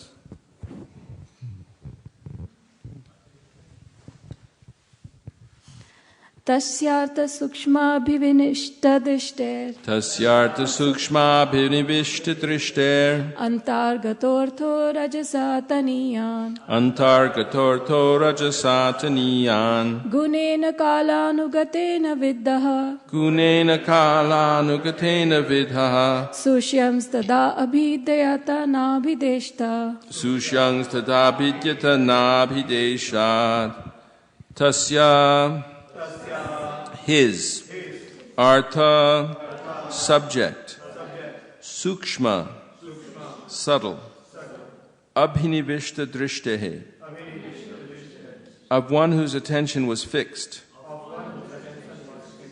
antakataha internal arthaha purpose rajasa by the mode of passion of material nature Taniyan, very subtle. Gunena, by the qualities. Kala anugatena, in due course of time. Vidhaha, agitated. Sushyan, generating. Tada, then. Abhidyata, pierced through. Nabhideshat, from the abdomen. Translation: the subtle subject matter of creation on which the Lord's attention was fixed was agitated by the material mode of passion, and thus the subtle form of creation pierced through his abdomen. Text 14. Sapadma kosha sahasodatishtat kalena karma pratibodhanena Swarochisha tat salilang vishalang vidyotayan arka ivatma yonihi. Piercing through, this sum total form of the fruit of activity of the living entities took the shape of the bud of a lotus flower generated from the personality of Vishnu, and by his supreme will it illuminated everything like the sun and dried up the vast waters of devastation. Text 15. Taloka padmang sa'u eva vishnuhu pravi vishat sarvaguna vapasang tasming swayang vedamayo vidhata swayambhuvang yang smavadanti so put. Into that universal lotus flower, Lord Vishnu personally entered as the Supersoul. And when it was thus impregnated with all modes of material nature, the personality of Vedic wisdom, whom we call self-born, was generated. Purport: the lotus flower is the universal Virat form, or the gigantic form of the Lord in the material world. It becomes amalgamated in the personality of Godhead Vishnu in his abdomen at the time of the dissolution, and it becomes manifest at the time of creation. This is due to Garbhodakshayi Vishnu, who enters into each of the universes. In this form is the sum total of all the fruitive activities of the living entities conditioned by material nature. And the first of them, namely Brahma, or the controller of the universe, is generated from this lotus flower. This firstborn living being, unlike all the others, has no material father, and thus he is called self-born or Swayambhu. He goes to sleep with Narayana at the time of devastation, and when there is another creation, he is born in this way. From this description we have the conception of three: the gross Virat form, the subtle Hiranyagarbha, and the material creative force, Brahma. Om Jnanatimirandhasya Jnananjana Shalakaya Chakshurun Militang Yena Tasmai Shri Gurave Namaha. Shri Chaitanya Manobhishtam Sthapitang Yena Bhutale Swayam Rupa Kadamahyam Dadati Swapadantikam Vande Aham Shri Guru Shri Yutapata Kamalam Shri Gurun Vaishnavangscha Shri Rupang Sagrajatam Sakahagana Raghunathan Vitang Tang Sajivam Sadvaitam Savadhutam Parijana Sahitam Krishna Chaitanya Devam Shri Radha Krishna Padan Sahagana Lalita Shri Vishakhan Vitangscha. He Krishna Karuna Sindho Dina Bandho Jagatpate Gopesha Gopika Kanta Radha Kanta Namostute Tapta Kanchana Gaurangi Radhe Vrindavaneshwari Vrishabhanu Sute Devi Pranamami Hari Priye Vancha Kalpatarupyascha Kripa Sindhupya Evacha Patitanam Pavanebhyo Vaishnavebhyo Namo Namaha. Jaya Shri Krishna Chaitanya Prabhu Nityananda Shri Advaita Gadadhara Shri Vasari Gaura Bhakta Vrinda. Hare Krishna Krishna Krishna Hare Hare Hare Rama Rama Rama Hare Hare. Hare Krishna Krishna Krishna Hare Hare. Hare Rama Rama Rama Hare Hare. Hare Krishna Krishna Krishna Hare Hare. Hare Rama Rama Rama Hare Hare. So we hear about this pastime of how Krishna creates the material world and how he does it through his agents. He creates, or Maya Devi, she makes her appearance out of his internal potency, who's the supreme regulatrix of all entities, Rama Devi. But from her comes then the material conceiving potency, in which material entities can be realized, can have their birth, can take their birth. And she is doing everything in the world as if she's independent of Krishna, but she's never independent of Krishna. And so by understanding this pastime of how Krishna creates the world that we see, the world that we live in, and by understanding the world also to be a gigantic form of Krishna, as described by Shukadev Goswami, how the sun and the moon are his eyes, and the sky is his eye socket, and the big mountain ranges are the stacks of his bones, the rivers are his veins, and the trees are the hairs on his body. And these things are helpful for us to really understand that this material world is also part of Krishna's body and not something independent and separate. For the neophytes, this is not one of the transcendental forms of Krishna that eternally plays in the spiritual world, but this is a form he assumes for conditioned souls to be able to take their birth in material bodies and go on and perform fruitive activities, or fortunate souls meet spiritual master and are trained to perform devotional service and come out of the illusion that they're in. Krishna actually wants us to come out of the illusion that we're in. So Srila Prabhupada describes that Krishna is self-satisfied, he's completely satisfied, but yet he feels unhappy that there are living entities who aren't enjoying in the spiritual world. They're still in the material world. So he feeling unhappy, he creates the material creation to give them a chance to wake up.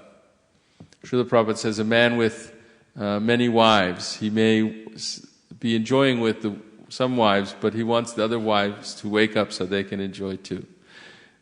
He gives that example.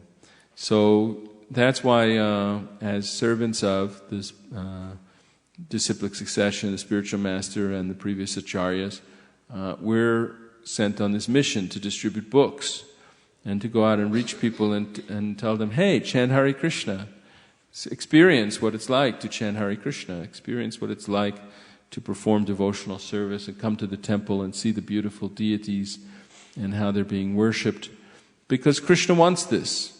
He doesn't interfere with the living entity's desire to engage in material activities, but actually the living entities engaging in those material activities are not awake. They're not awake to spiritual happiness.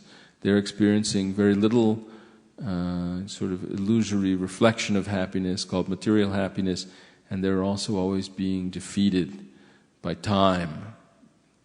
They have to get old, for example. They think they're this body, and the body is getting old. And they may go and have plastic surgery, but they can't keep the body inside. The cells have an expiration date, right? And they can't keep it from dying. So Krishna wants us to wake up out of that, and He wants us to help wake others up. That's the service that we're being asked to do. And it's a very confidential service. And Bhagavad Gita says that no one, nacha tasmat manusheshu, what is it? Kaschinme priyatattamaha. In the 18th chapter, Bhagavad Gita says, no one is more dear to him in this world. 1860 or 70, let's see.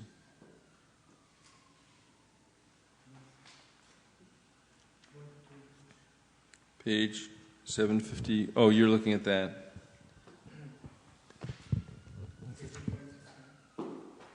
Yes. Nacha tasman manusheshu kaschin me priyakritamaha.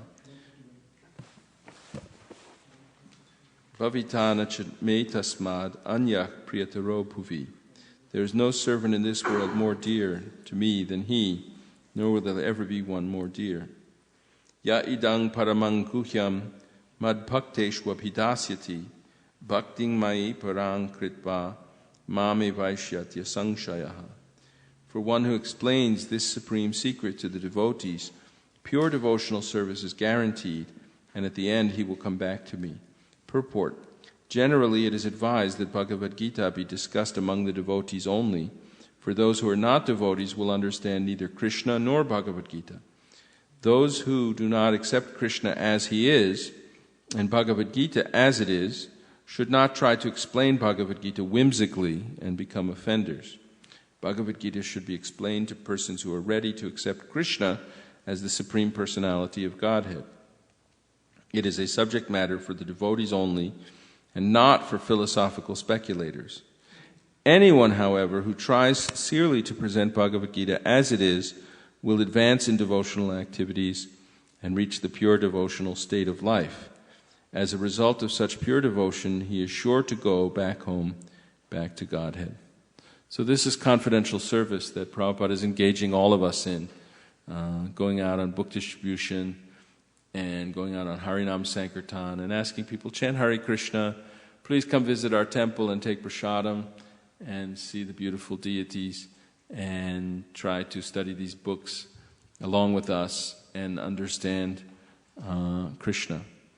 I was reading in Srimad Bhagavatam that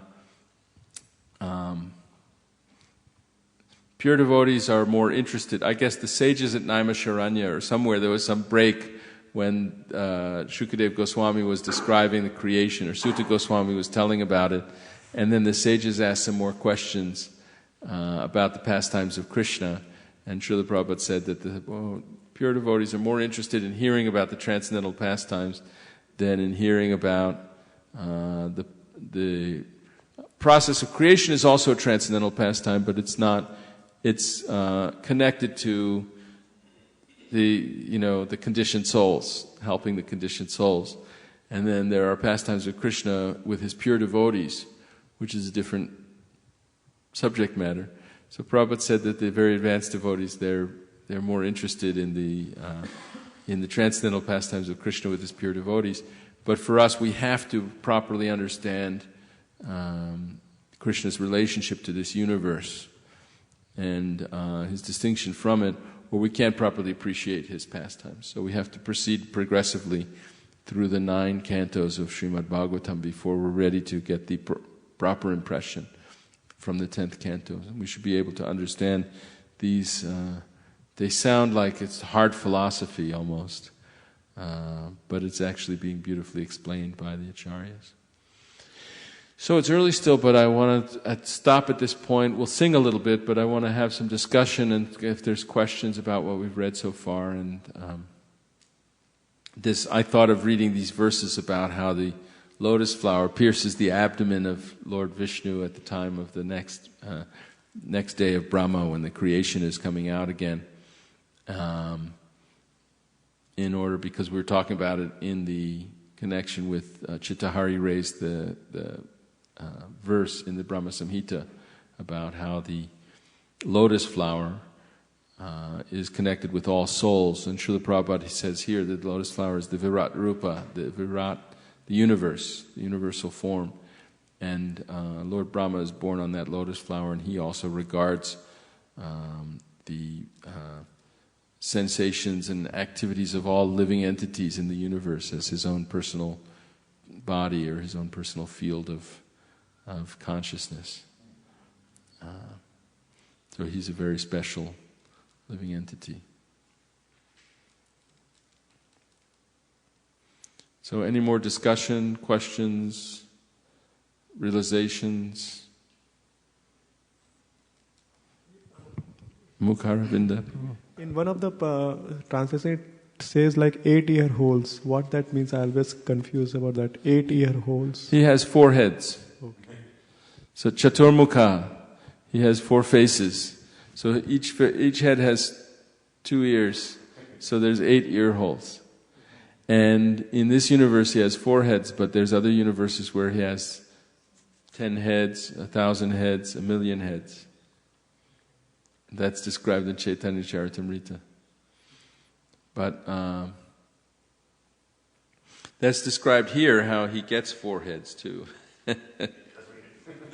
Let's see what it says here.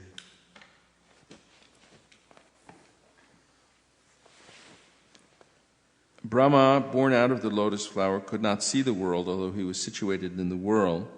He therefore circumambulated all of space, and while moving his eyes in all directions, he achieved 4 heads in terms of the 4 directions.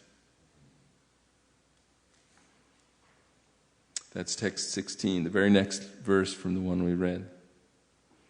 Then text 17, Lord Brahma, situated in that lotus, could not perfectly understand the creation, the lotus, or himself. At the end of the millennium, the air of devastation began to move the water and the lotus in great circular waves. Purport, Lord Brahma was perplexed about his creation, the lotus and the world, even though he tried to understand them for 1 millennium, which is beyond calculation in the solar years of human beings. No one, therefore, can know the mystery of the creation and cosmic manifestation simply by mental speculation. The human being is so limited in his capacity that without the help of the Supreme, he can hardly understand the mystery of the will of the Lord in terms of creation, continuance and destruction. So, even before Lord Brahma began to create, he spent 1 millennium just trying to understand, and then the millennium was over, and the lotus started to whirl around in the waves. Text 18, Lord Brahma in his ignorance contemplated, "Who am I that I am situated on the top of this lotus? Wherefrom has it sprouted? There must be something downwards, and that from which this lotus has grown must be within the water." Purport. The subject matter of the speculations of Brahma in the beginning regarding the creation of the cosmic manifestation is still a subject matter for mental speculators. The most intelligent man is he who tries to find the cause of his personal existence and that of the whole cosmic creation, and thus tries to find the ultimate cause. If his attempt is properly executed with penances and perseverance, it is sure to be crowned with success. I was just thinking about this. Online, on Facebook, I do a verse from Bhagavad Gita every day, and I put up a painting. I try to find paintings that are somewhat related to the verses. And we were just discussing, we're in chapter 1, we're doing 1 verse a day, or sometimes 2 verses are put together, in a single translation in Prabhupada's book. And we're just doing, we just did verse 20 yesterday. And I was thinking how at the beginning of the book, because now we're getting into the first chapter of Bhagavad Gita, at the beginning of the book, Duryodhana is looking at the armies, right? Sanjaya is saying, what did his sons and the sons of Pandu do? Duryodhana, he looks over at the armies, but his reaction is, he's struggling to win, and he goes to talk to Dronacharya, and he starts to talk about the relative strength of the armies, and he starts to advise Dronacharya, don't be lenient on the Pandavas, and now everybody has to support grandfather Bhishma, and he's being diplomatic.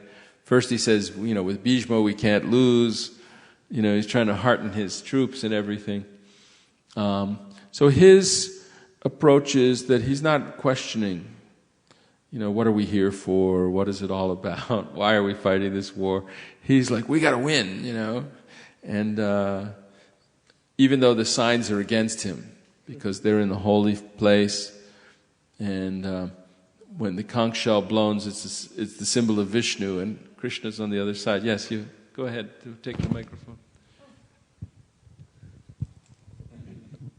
No, I was just Hare Krishna, Prabhuji. I was just repeating what you were saying in the sense that, and the signs that he was not going to win the battle, because it was a holy land, and the Lord was on their side, and it was the Pandavas against the Pandavas. So I was just counting Arjuna's that. chariot had Hanuman on it. And Arjuna had all these special weapons, and so Sanjaya was indirectly telling Dhritarashtra, even in the beginning, that it didn't look good for his sons, because all the omens were favoring the side that had Krishna on it. But Duryodhana's approach, he's looking over the armies and he's thinking, we're going to win, let's win. How do we win? I've got to convince Drona to not hold back, even though he's affectionate to the Pandavas. I've got to convince Bhishma not to hold back, even though he's affectionate to the Pandavas. I've got to get everyone to also feel like I'm not slighting them by praising Bhishma, and he's diplomatic. He's a very expert king, and also he's an expert diplomat, and also by material calculation his army was stronger, bigger. He had so many Maharathas on his side. And even Bhishma, who's invincible in so many things, Karna, and yet Arjuna also was in Maya, but in a different way.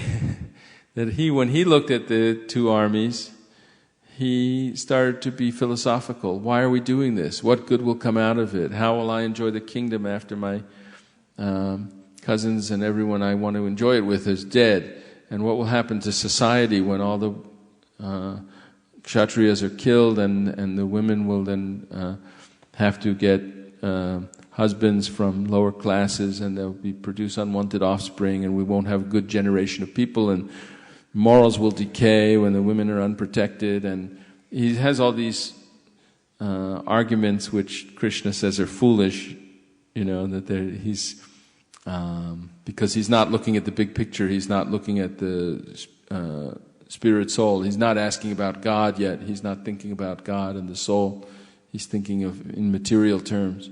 But at the same time, he's introspective, he's questioning, and he knows to surrender to Krishna and get answers from Krishna, because he knows he's confused, he knows there's something wrong, and he goes and he asks Krishna. And similarly, we see this character in Lord Brahma, that he's born on the lotus flower. He can't see Krishna, he can't see Vishnu. One has to have eyes to see. Srila Prabhupada says, the materialistic atheists, they say, well, if there's a God, why doesn't he show himself? Why doesn't he, we're studying on all nature, and we see all the causes and effects of nature, and we can see them without God, right? Because Krishna arranges the material world in such a way that we can see everything being, with the causes and effects being nature. But someone with higher vision can understand that even nature herself couldn't do anything without God's touch, without the supervision. Maya dhyaksena prakriti suyate sacharacharam. But they say, well, why doesn't he show himself? But it's like you can't approach God that way. You have to have the eyes to see him. You can't just go get an audience with the president or even some celebrity. Well, I don't believe President Obama exists. If he exists, then why doesn't he come here and show me himself? Instead, I see an image on television. No, because you're not qualified. You can't be arrogant like that. You have to qualify yourself, and then, if you do something, you can get invited to the White House and shake his hand. So Lord Brahma, he had that inquisitive nature. What's it all about? What am I doing here? Sanatana Goswami, when he surrendered to Lord Chaitanya, he told him, why am I suffering? Who am I? Everybody calls me a great pundit, but I don't even know the answer to these questions. So this should be our question. What is this material existence that we're faced with? We're sort of waking up. One Vyas Puja offering, I used the movie of was the Ludlam book, The Born Identity. That he's floating, he's got amnesia, he's floating in the water, and he wakes up. Some fisherman pulls him onto a boat, and he's got some things stuck under his skin, and they pull him out and try to figure out who he is. He's just like he's waking up, floating in the waves. And we're like that too. We're floating in the waves of material existence. Sometimes we're happy, sometimes we're sad. And we have to wonder, what is going on? Why? What's the source of everything? Right? We have to seek out the source. Chapter 15 of Bhagavad Gita, Krishna says we have to seek out the source of everything. We're on like this gigantic banyan tree, another example of the same idea. It's extended everywhere. It's an upside-down tree, and no one can see its real form in the world. It's got all these leaves and branches. The Vedic hymns are its leaves, and the fruits of material activities are its fruits, or the activities are its twigs. The different kinds of sacrifices and rituals and things like that. But we can't see what it's all for. We could study the Vedas also. The Vedas are vast, and they have all kinds of hymns and all kinds of sacrifices and things. But some people, some even priests, but they're, Krishna says, avipaschita. They're not completely, fully learned. They say, well, that's all it is. If you perform these rituals, then you can get a better birth, and you can get material opulence, and you can get happiness, and that's what the Vedas are all about. But Krishna tells Arjuna, no, there's something beyond that. That the Veda Vadaratas, they're only giving you the partial picture, and you should actually transcend the three modes of material nature. The Vedas are dealing mainly with the three modes, but you have to understand Brahman. You have to become a yogi and understand Brahman. If you have a big pond, you can do everything with a big pond that you can do with a little pail full of water. And or Prabhupada says, if you have $1 million, all your $10 problems are solved. So if you really know the absolute truth, which is the purpose behind the Vedas, Krishna says, Vedaischa sarvayaraham eva vedyo. The purpose of the Vedas is to know Krishna. And how is Krishna known? Bhaktyamam abhijanati, through pure devotional service. If you know Krishna, then you've become the master of all the Vedic knowledge. You don't need to know the little details of, how do I avoid taking birth as an animal in my next life, or how do I make sure that I do this, satisfy this demigod or that ancestor or that whatever. That if you satisfy Krishna, if you water the root of the tree, you can serve all the leaves. And if you have knowledge of Brahman, Krishna says, then you automatically know everything else. Brahmanasya vijanataha. What's the verse? Sarvatra samplutodake. Yavan artha udapane sarvatra samplutodake. Tavan sarveshu vedeshu brahmanasya vijanataha. To someone who knows Brahman, then all the purposes of the Vedas are served, just like to someone who has a big reservoir of water, all the purposes of a small pond can be fulfilled. So, something else? Yes? Unrelated question. So, you said that Brahma is a role or a position. So, does life of Brahma is sort of equivalent to human beings, like is certain years and then he dies and then is filled by someone else? Another... Yes.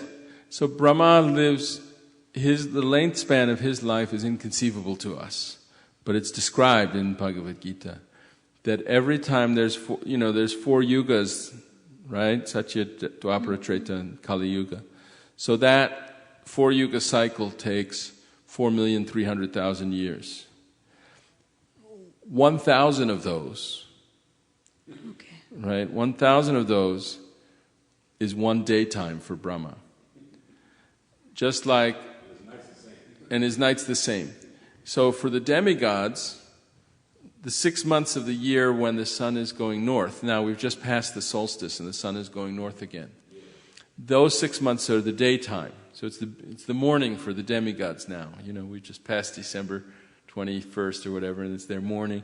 And then, the equinox is like their noon. And then the summer solstice is going to be when their night falls, and they have 6 months. So our one solar year is like a day for the demigods. But for Brahma, his day is 1,000 times 4 million. So it's 4,300,000,000 years is one day for him. And then he has a night that lasts for the same duration. So you got 8,600,000,000 years. And then so his year is 360 of those days, and he lives for 100 of those years. And Srila Prabhupada gives the calculation in the 8th chapter of Bhagavad Gita. It comes out to, I think, like 311 trillion and 60 billion years, or some odd years like that. I might be getting that wrong, but it's in there in the Sahasra Yuga Paryanta Maharyat Brahmanovadu, in the 8th chapter of Bhagavad Gita. Srila Prabhupada gives the number. But it's in the hundreds of trillions of solar years, by our calculation, is the lifespan of the universe. And that's the lifespan of Brahma. And then Mahavishnu breathes in, and the universe goes back into Mahavishnu's body. So even Brahma is not eternal. Abrahma bhuvana loka punaravartino arjuna mamupetya tu konteya punarjanma navidyate. Now, if Brahma is a pure devotee, that's different. Then he also has an eternal existence in the spiritual world. Like Bhishma Dev appeared on earth. He's actually one of the Vasus we were talking about last week. But he appeared on earth for a lifespan of several hundred years, or how many hundred years. Krishna appeared for 125 solar years on earth. But he's really eternal. He has his own abode in which he's constantly engaged in activities. And his devotees, like the Pandavas, they appear to be here for a short time. Arjuna was about Krishna's age, and he departed shortly after Krishna departed. So he had a lifespan of 130 or whatever years. But he's really an eternal personality. Hare Krishna. But we should understand that the lifespan of ordinary material conditioned souls is temporary, and they're thinking that their relationships with their family and their different friends and their different activities that they want, they strive, are so important. But then it all becomes taken away by time. I have built this beautiful house and it is burned to the ground. There's one Bengali prophet. I remember years and years ago I read a novel by a Trinidadian novelist named V.S. Naipaul. Have you heard of him? He went to Cambridge, I think, and or Oxford or something. He became. He got out of Trinidad, where all he could have hoped to be was a soccer star or something like that, and he was more attracted to the intellectual life, European life of letters and stuff. He wrote a novel called House for Mr. Bishwas, and it was about the struggles of a small man, Mohan Bishwas, who wanted to, make something of his life, and he got married and had these overbearing in-laws and everything, and he finally got a house, and then he was burning some grass or something like that, and he thought he'd put it out, but it wasn't all put out, and it burned his house down. And he was remembering that proverb, I built this beautiful house and it is burned to the ground. So you can try to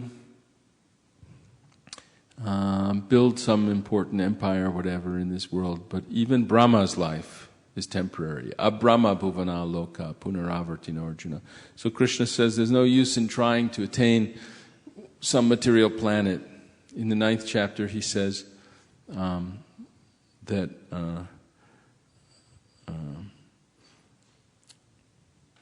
what's the verse? That people can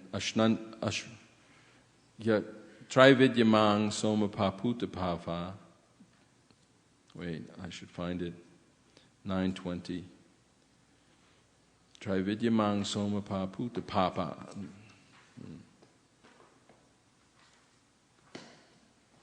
Trividyamang soma paputa papa. Yagyair ishtva swargating prartayante. Te punyama sadhya surendra lokam ashnanti divyan divideva bhogan. Those who study the Vedas and drink the soma juice seeking the heavenly planets worship me indirectly. Purified of sinful reactions, they take birth on the pious heavenly planets of Indra, planet of Indra, where they enjoy godly delights. Te tang bhuktva svargalokang vishalang kshine punye martyalokang vishanti evang traidharmam anuprapanna katagatang kama kama labhante. When they have thus enjoyed vast heavenly sense pleasure and the results of their pious activities are exhausted, they return to this material planet again, mortal planet again. Thus, those who seek sense enjoyment by adhering to the principles of the 3 Vedas achieve only repeated birth and death. And then, ananyas chintayanto mam yejana paryupasate teshang nityabhyuktanam yoga kshemam vahamyaham. But those who always worship me with exclusive devotion, meditating on my transcendental form, to them I carry what they lack and I preserve what they have. So the results of material pious activities, karma kanda, are temporary. You can be elevated to the heavenly planets, or you can go on from there to be elevated to the planets of sages and the personified Vedas, and you can go on to there to be elevated to the planet of even Lord Brahma himself. But as long as you don't achieve the pure devotion to Krishna, then you can return again. You will return again to be born again. So those achievements are temporary. But whatever you do in devotional service is eternal. Krishna preserves it and protects it. And okay, something else? So you said that in the beginning, Brahma spent almost 1 millennium trying to understand what's Yes. all happening. So does that happen every time a new Brahma is born? In Or every does universe. he have memory from the previous role? Well, it's for the whole universe.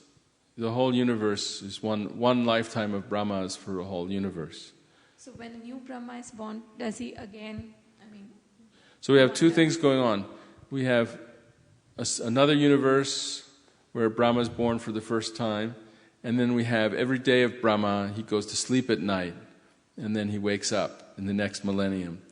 And so, of course, this first millennium, it says that he was bewildered the whole time, and then in the next millennium, he crawled down the stem of the lotus flower, and he meditated on Krishna, and then he got a darshan of Krishna, and he got enlightened. And so this was just the first couple days of his life, And so in other universes, I assume it's similar thing happens.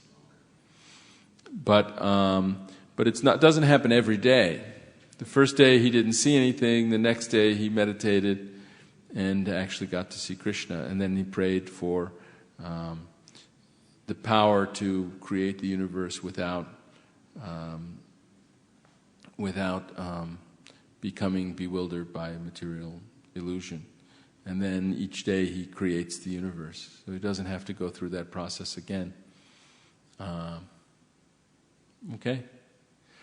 But, this is a good point, that when we're reading the Srimad Bhagavatam, Prabhupada says that we're reading about past times. It's not exactly like we're like material historians. They're really concerned about getting all the chronology right and getting everything, what really happened about this or that. And the sages who read Bhagavatam are not so interested in creating a material picture of everything that they can have grasp and control. That the stories are sometimes told from other planets, and sometimes they're even told from other universes, or they're told from different kalpas, where the story happens almost the same way, but not exactly the same way. But the purpose, if you follow the conversation, there's questions being asked, and the questions are being answered by these different stories, which are very entertaining and attractive to our minds to read. But the essence is, what are the answers? What is the lesson being taught? And we should learn to extract out that essence. Just like I was talking before about how law students are taught to read some appellate court decision or Supreme Court decision and then extract out from that the legal principle that they can then apply in other situations and stuff.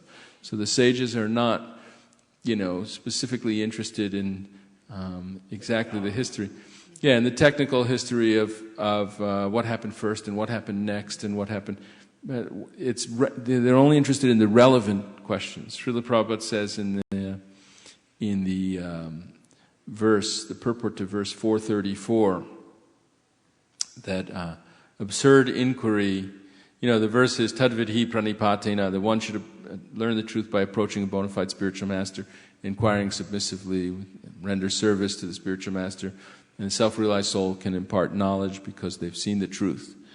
And the purport says that absurd inquiry and blind following are both condemned. So you're supposed to inquire and get a proper understanding. But the inquiry should be relevant. And it's not simply to inquire in order to, master a body of knowledge or something like that. But it's actually to learn how to perform devotional service, to learn to understand the truth about Krishna. And when you've learned the truth, you understand that all beings are part of Krishna, and in other words, they're His, right? And you'll never fall again into illusion. Yajgatvana punarmohang evang yasasi pandava yena bhutanya sheshani trakshasyaatmanyato mayi. So this inquiry, this process of hearing and inquiring, we're being taught how it's going on between the sages at Naimisharanya and Sutta Goswami, between King Parikshit and Sukadev Goswami, between Vidura and Maitreya, between King Yudhishthira and Narada Muni. There's so many different conversations going on in Srimad Bhagavatam between Uddhava and Krishna, and we see how they're asking questions and getting questions. Between Lord Brahma and Krishna, between Narada Muni and Lord Brahma, all these conversations are exemplary guru-disciple relationships.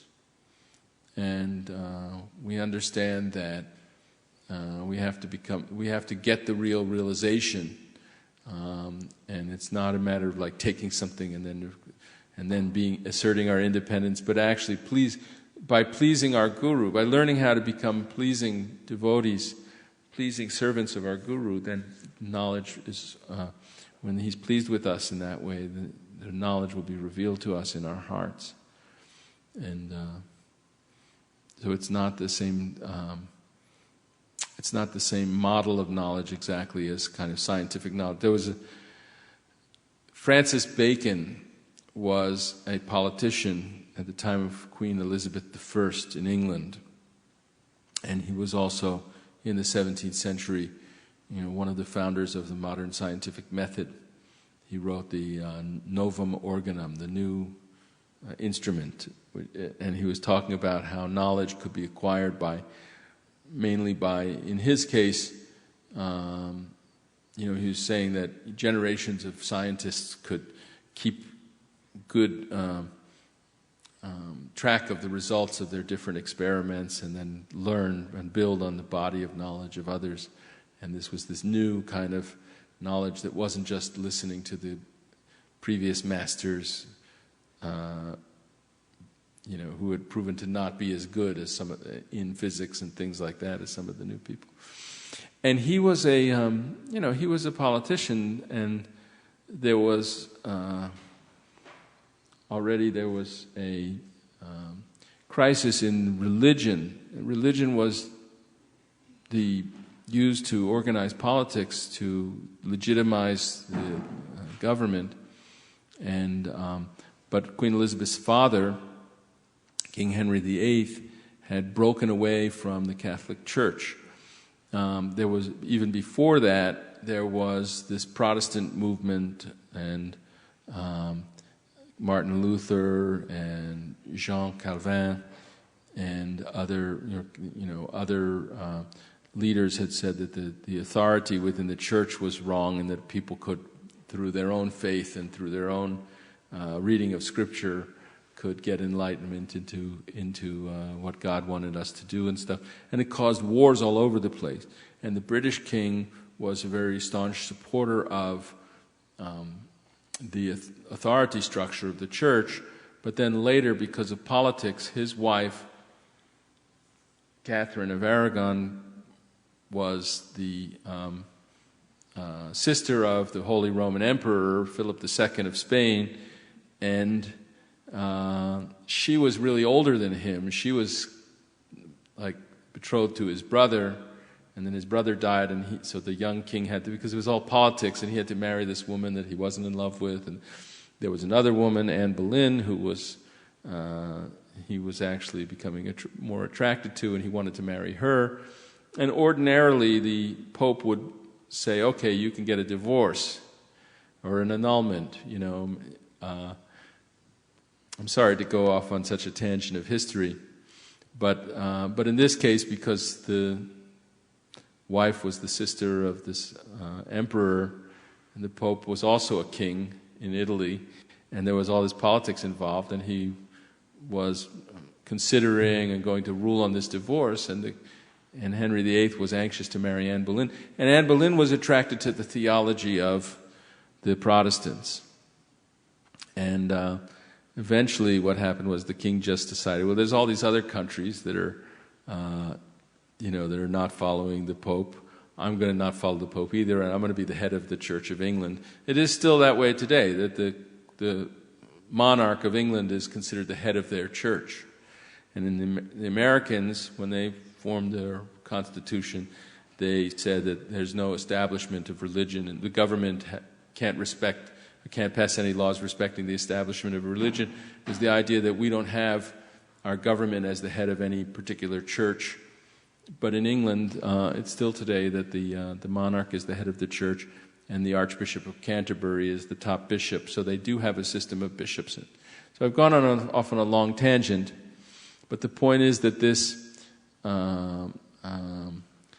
there were wars. There was attempts to assassinate Queen Elizabeth, and she was fighting with Spain because she was continuing her father's Protestant Anglican church in England, and many people in England had said, no, we should become more Protestant. We should become like the Puritans who founded America.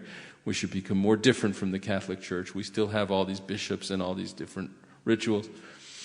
And other people were saying, no, we've broken away from the church, and we're going to all go to hell because the Pope has put an interdiction on our country and everything. And the Spanish Armada came to try to take them over and make them more Catholic. And her family, Queen Elizabeth's family, James I of England, the King James of Scotland, who made the King James Bible, was Catholic, and James II and Charles I and Charles II were Catholic, and there were these fights between Catholics and Protestants all this time. So Sir Francis Bacon was a big politician during that time, and part of his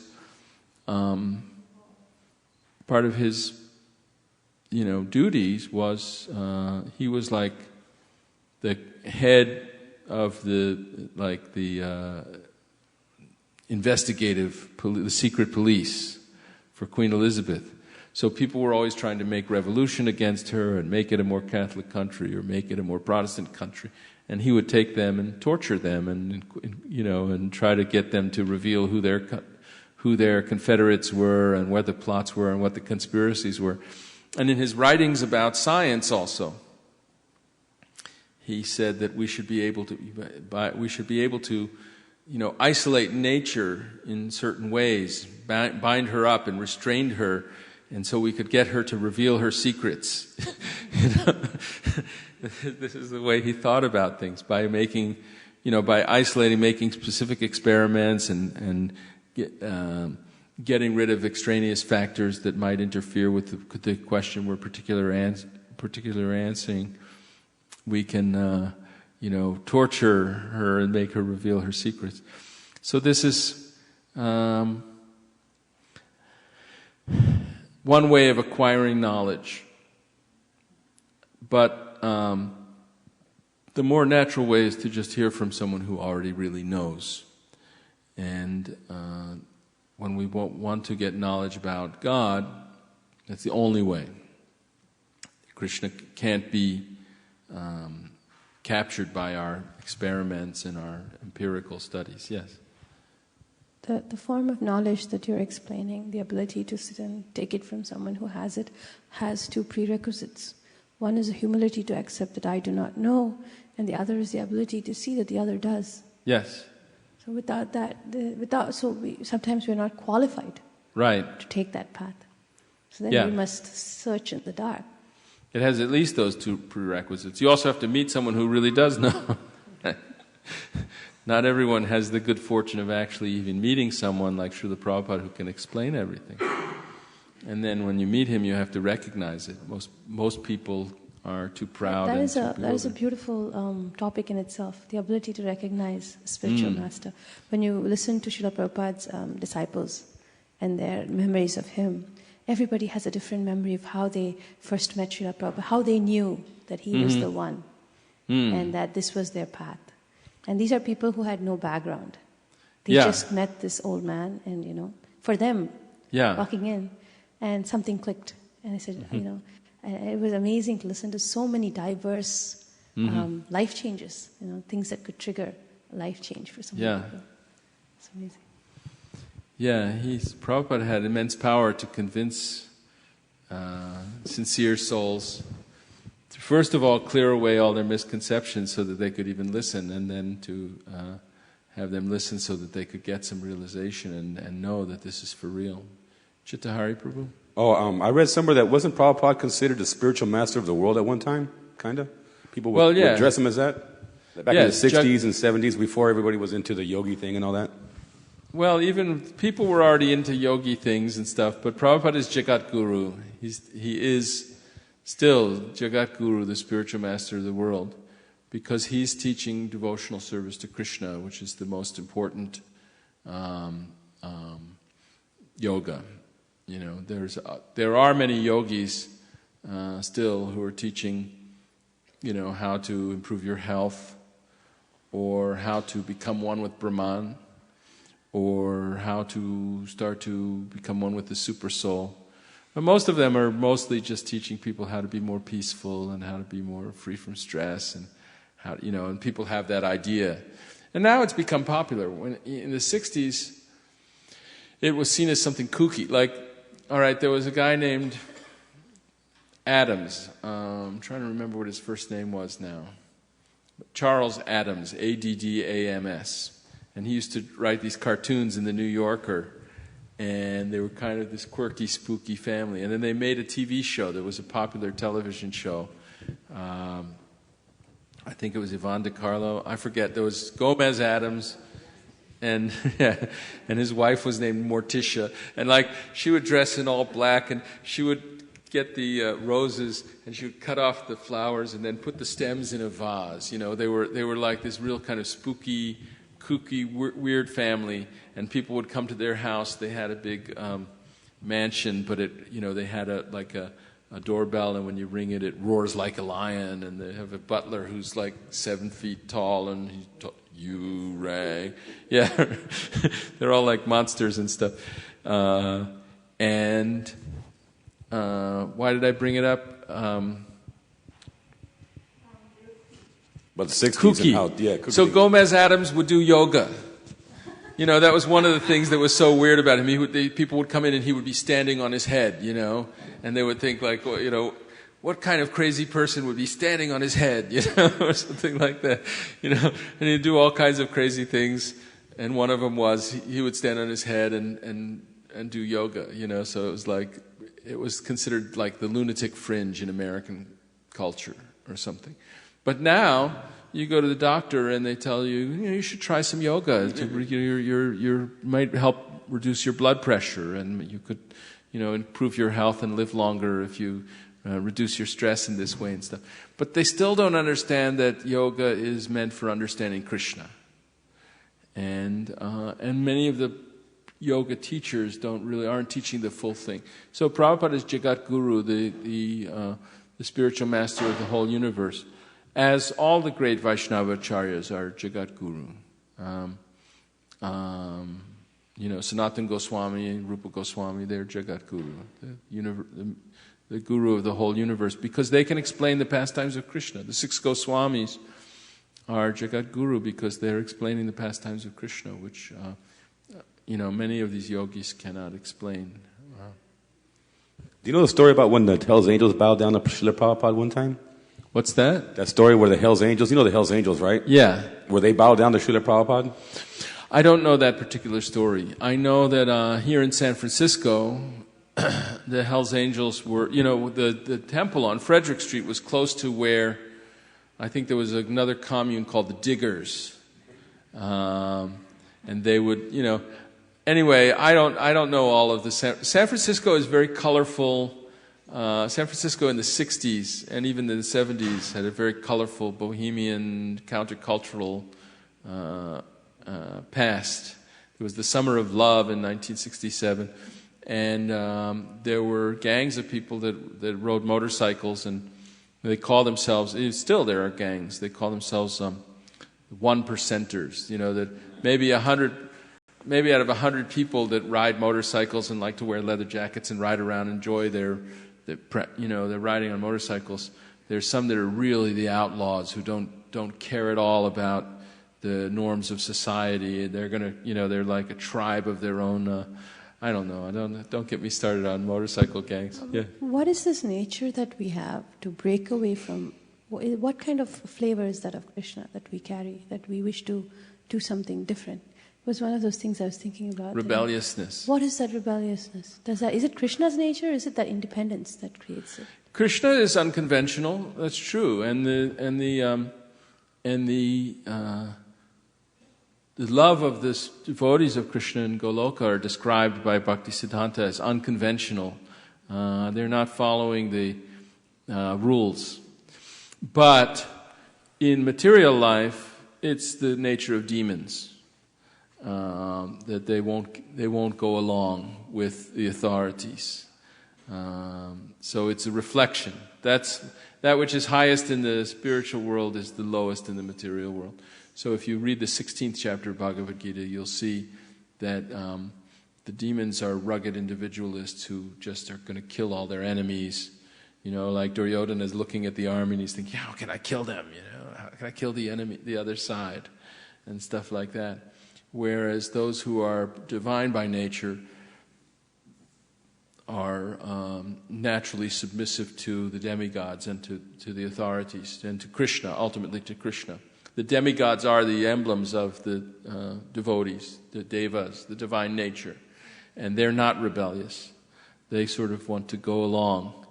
And I was thinking that in the car today. I don't know why I was thinking of some American history, but in politics, they have this phrase, and it's sometimes a much maligned phrase, but it's you go along to get along. And the idea is that you suppose you've won the election and you become the junior senator from your state or something like that. Well, by the time you're senator, you've already gotten along pretty far. But say, you're new. But there's a party establishment and there's people and they want certain things. And even if they're not the right things, you have to have a sense that, how important is it for you to maintain friendship and be seen as reliable and steady. In politics, there are parties. You can be seen as reliable as part of your thing. And I was thinking of, there was the progressive movement, and Robert M. La Follette, he was the governor of Wisconsin and a senator from Wisconsin, and his attitude was, no compromise. I'm not going to take their darn bribes, and I'm not going to, if what they're doing is wrong, and he, tried to form. He was a third party presidential candidate for the Progressive Party in 1924, but he went down in flames. But because there's strength in numbers, and politics means you have to have a gang, and you have to be able to make allies and be along with them. So in Krishna consciousness, we see this too, that there's a tendency even among the community of devotees for quarrels to erupt and people to take different sides on things, and to a certain extent, we have to be able to know. What is something that we can't compromise on? If somebody, sometimes spiritual masters have to be rejected, renounced. If someone is saying, well, actually, you can become Krishna, or something like that. You say, you're not really a Vaishnava. You're not really a bona fide spiritual master. I can't, no, we don't become Krishna. We're servants of Krishna, or if they begin to behave in, some Vaishnava way, they start to, take cocaine or, have a mistress or something like that. And you say, wait a minute, you're not really a spiritual master. We've even within our movement, we've had to learn to make those distinctions.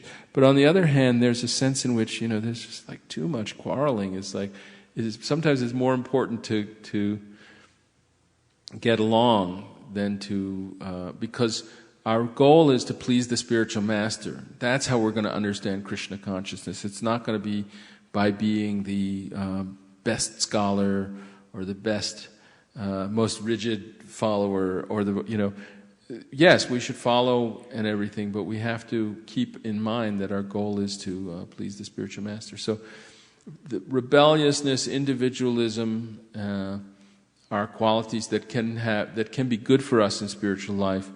But we have to know the limits of that, and we have to know how important it is, even in spiritual life, that we learn to appreciate. That's what we were saying before. We have to learn to appreciate pure devotional service when we see it. We have to learn to appreciate the devotional service in other devotees.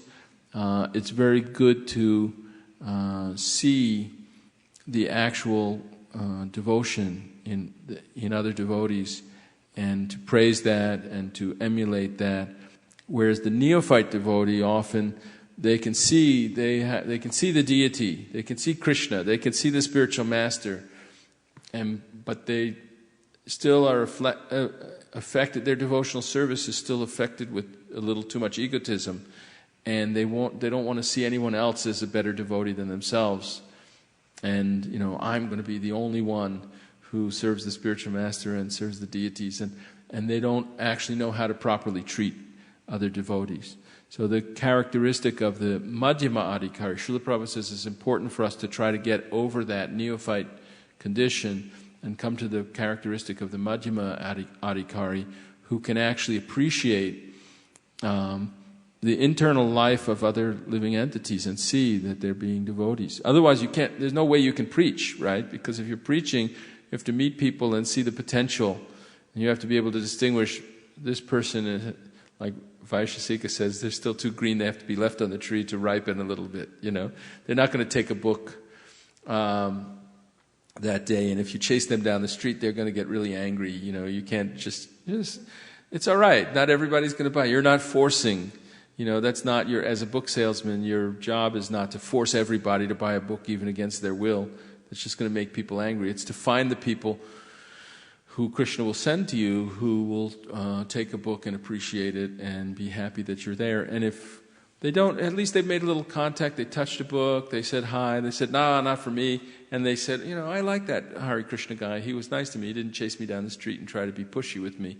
And then they'll ripen a little bit, and later they'll take a book. So you have to have that discretion to be able to see what's going on in somebody and see how when they're actually appreciating Krishna consciousness, and recognize that and bring that out and fan that out. So to be a preacher, you have to be able to distinguish between these four things: Krishna and his devotees, and those innocent people who are receptive, and those envious people who have to stay on the tree and ripen a while.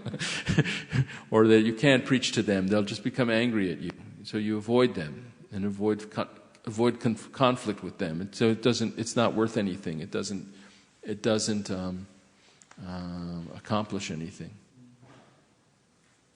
So that we have to try to, and it's not that we can try, it's not we could try extraneously to do it, but by chanting and hearing and becoming submissive and becoming more and more purified, then we should hope that our consciousness will develop so that we, aren't just separatists. In the third canto, in the instructions of Kapila Dev to Devahuti, he talks about how devotional service can be mixed with mode of goodness, mode of passion, mode of ignorance, and then what is pure. And when it's mixed with the mode of ignorance, the devotee has a feeling of their own separate interests, but they tend to be harsh and angry. What's that? Can you explain that? Explain what? What do you mean by being harsh? Harsh. It means that they can be insensitive to the feelings of others, and they can, quickly be angry at them or treat them with, with insensitivity and to be mean to them, and not appreciate how it's making the other people feel, and because they're thinking it's all about them. They're all absorbed in their own, and they're still. The material nature is that everyone is trying to assert themselves as God. And even in devotional service, when the very beginning devotees who are still afflicted too much by the mode of ignorance, they're not waking up to this humility that I'm just one of many devotees. And they're still thinking, that I'm the most important thing, and this person is my enemy, and I'll destroy them. Like demons, they actually have that little, even in beginning devotees, there may be that mode of ignorance tendency. And the mode of passion tendency is expressed that they want to get something out. There's still a sense of separatism. They want to get something out of devotional service.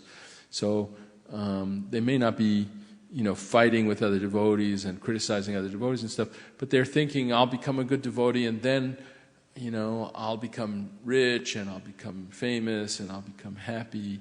And it's still all about them. They have a separate interest from Krishna. devotional service mixed with the material mode of goodness, the devotee is,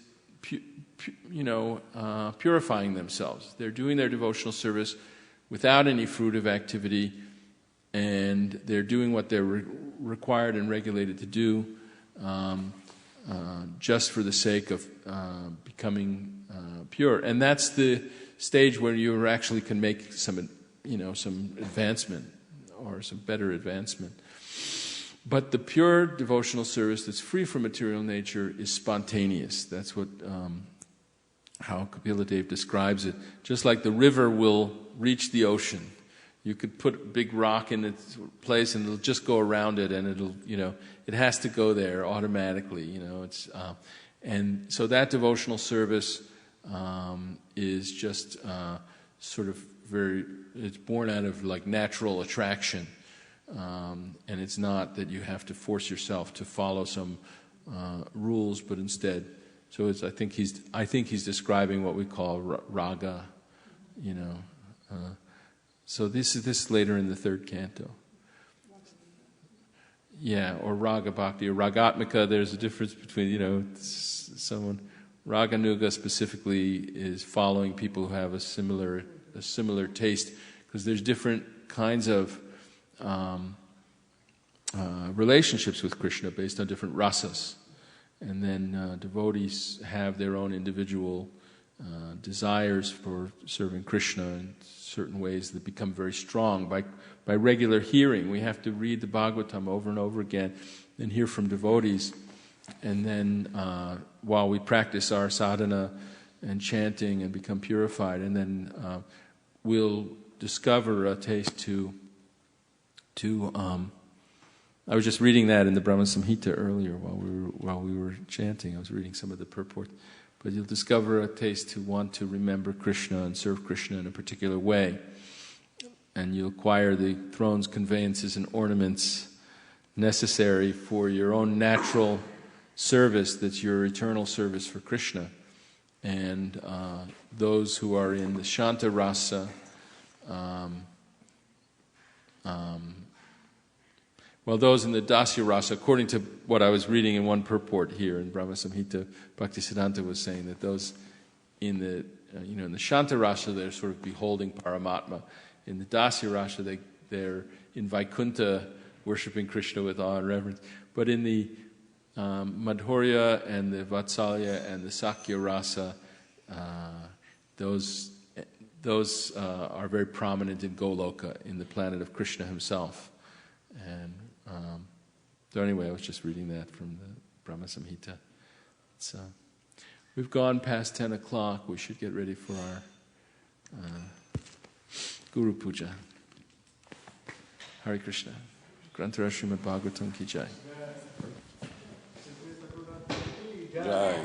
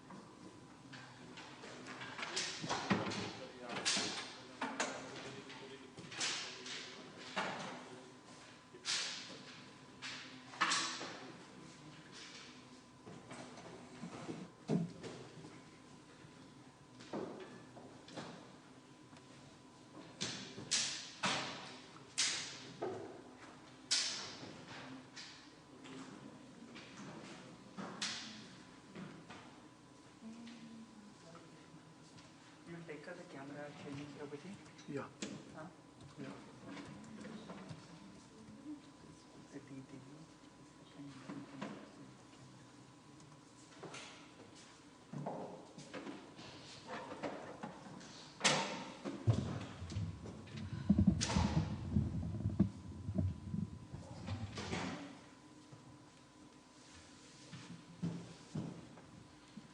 Jaya Prabhupada, Jaya Prabhupada, Jaya Prabhupada, Jaya Prabhupada.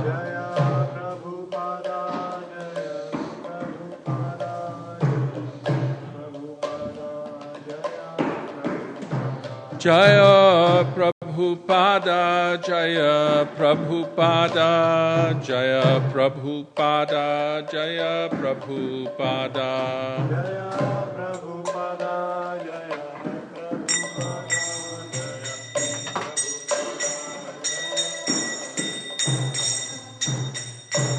Shri Guru Charana Padma Kevala Bhakati Shatma. It's fine.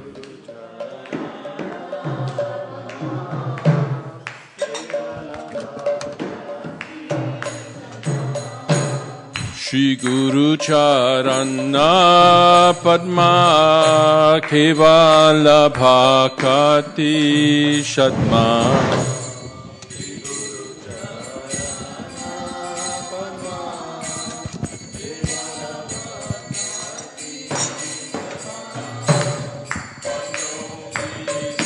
Vadanamate.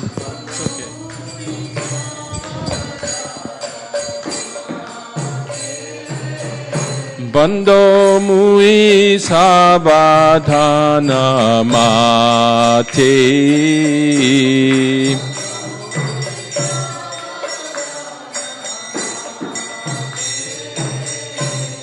Jahara prasade bhai bhavatoriyaya.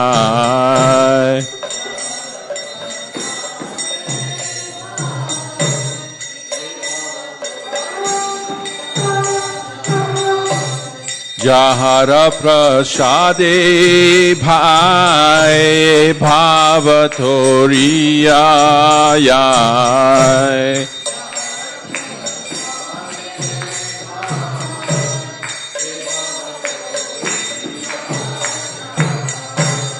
Krishna prapti hoy jaha hoite.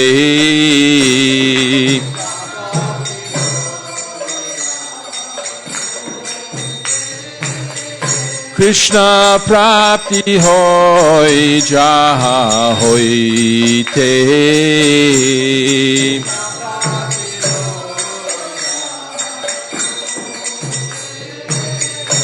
Guru Mukha Padma Bhakya Chitete Koriya Aikya.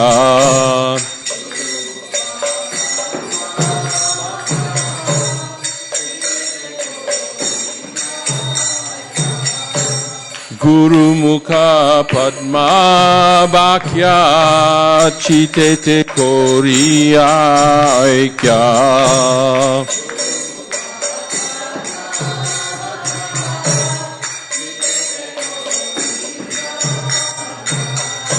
Arana kori ho mane asha.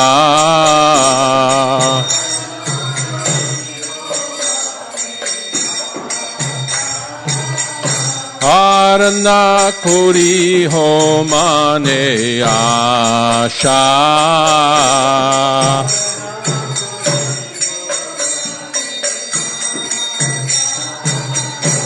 Shri Guru Charane Rati Eshe Uttama Gati.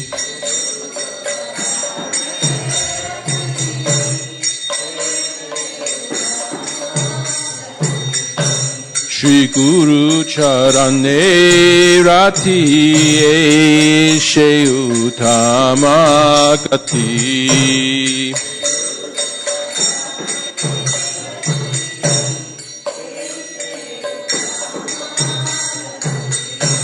Je prasade pure sarva asha.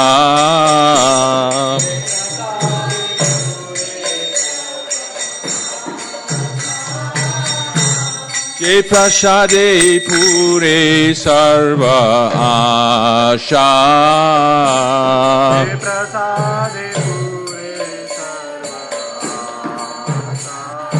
Chakudano dilo ye janme janme prabhu she. Chakudano dilo ye janme janme prabhu she. Divya Gyan Hride Prakashito.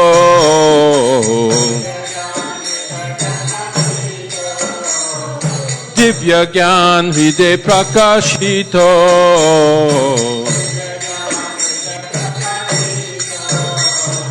Prema Bhakti Jaha Hoite Avidya Vinashayate.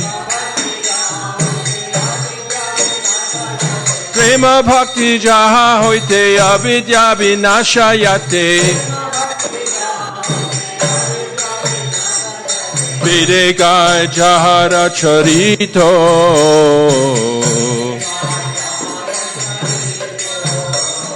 Vedegaya Jahara Charito.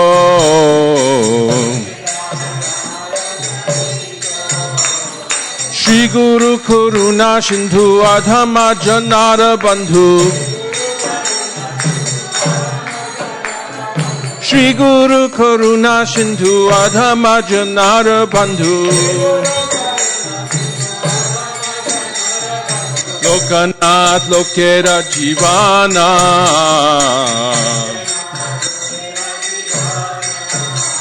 Prabhupada Lokera Jivana.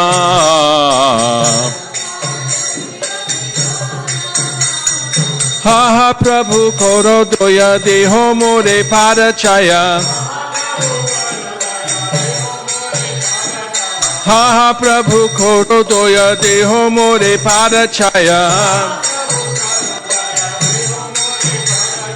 Ebe Jash Kushukri Bhuvana.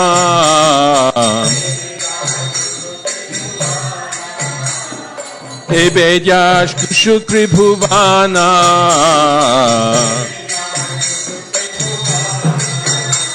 Ha Prabhu Koro Doya Deho More Padachaya. Ha Prabhu Koro Doya Deho More Padachaya. Prabhupada Patita Pavana.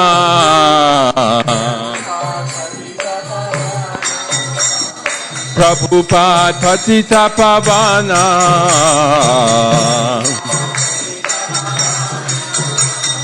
Dvipade Loilo Sharana.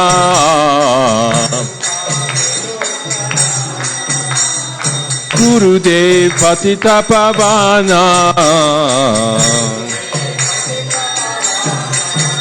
Prabhupada, Prabhupada, Prabhupada, Jaya Jaya Prabhupada.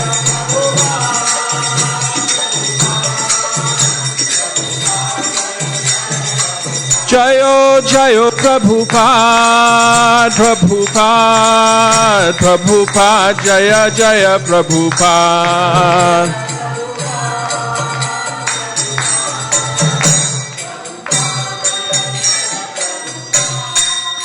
Namo Vishnu Padaya Krishna Preshtaya Bhutale Srimate Bhakti Vedanta Swami Iti Namine.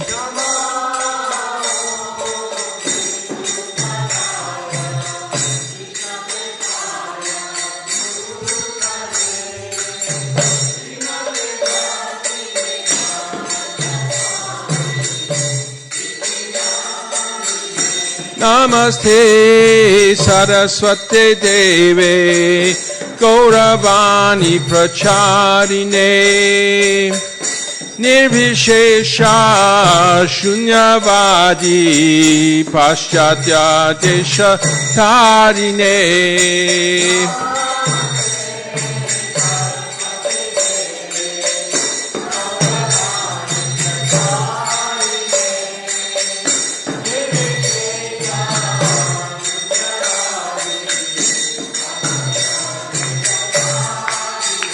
Jaya Shri Krishna Chaitanya Prabhu Nityananda Shri Advaita Gadadhar Shivasadi Gaur Bhakta Vrinda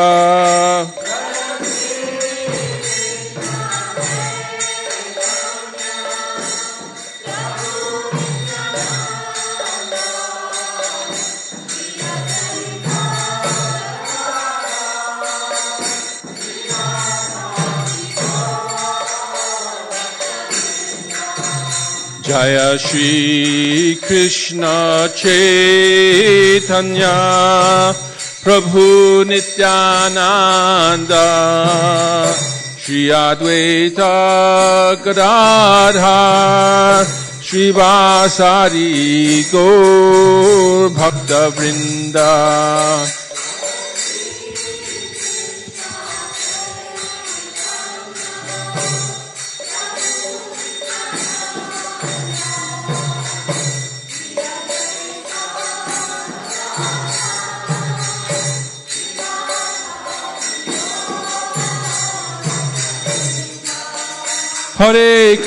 Hare Krishna, Krishna Krishna, Hare Hare, Hare Rama,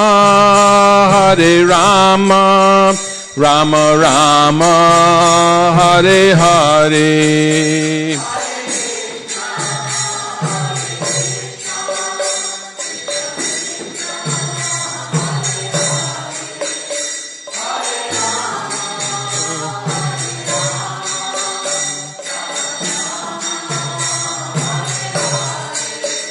Hare Krishna, Krishna Krishna, Hare Hare, Hare Rama, Rama Rama, Hare Hare.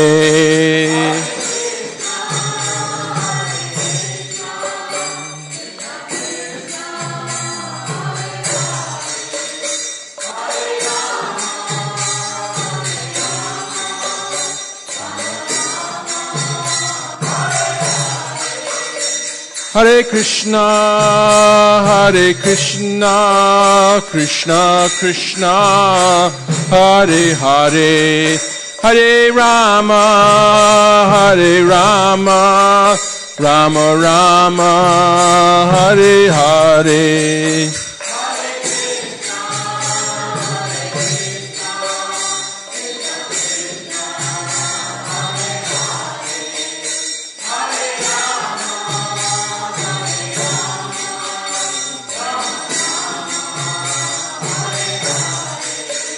Hare Krishna,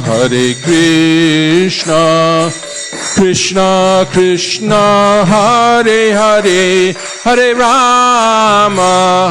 Rama, Rama Rama, Hare Hare.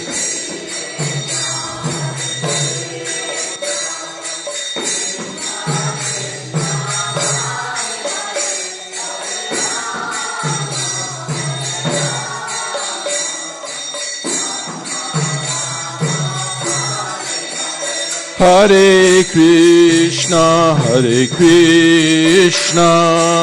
Krishna Krishna, Hare Hare, Hare Rama,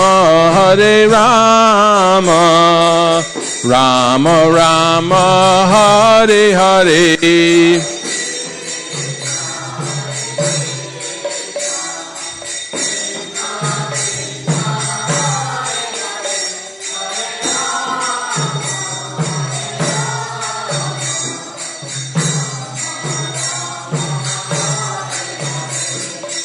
Hare Krishna, Krishna Krishna, Hare Hare, Hare Rama, Rama Rama, Hare Hare.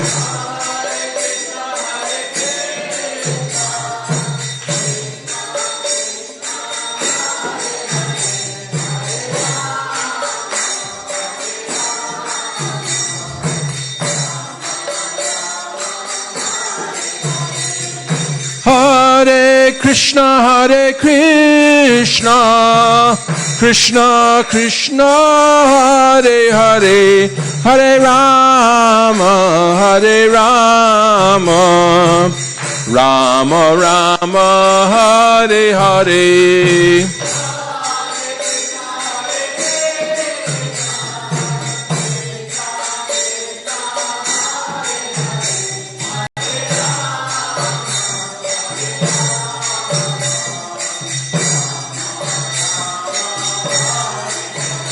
Hare Krishna, Krishna Krishna, Hare Hare, Hare Rama, Rama Rama, Hare Hare.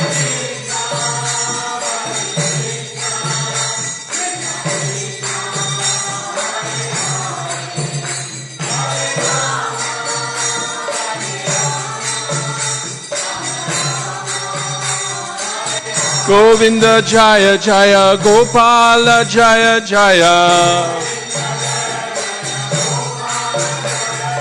Govinda Jaya Jaya, Gopala Jaya Jaya. Govinda Jaya Jaya, Gopala Jaya Jaya. Radha Ramana Hari Govinda Jaya Jaya. Hari Haraya Namah Krishna Yadavaya Namaha. Hari Haraya Namah Krishna Yadavaya Namaha. Yadavaya Madhavaya Keshavaya Namaha. Yadavaya Madhavaya Keshavaya Namaha. Gopal Govinda Ram Srimad Husudana. Gopal Govinda Ram Srimad Husudan.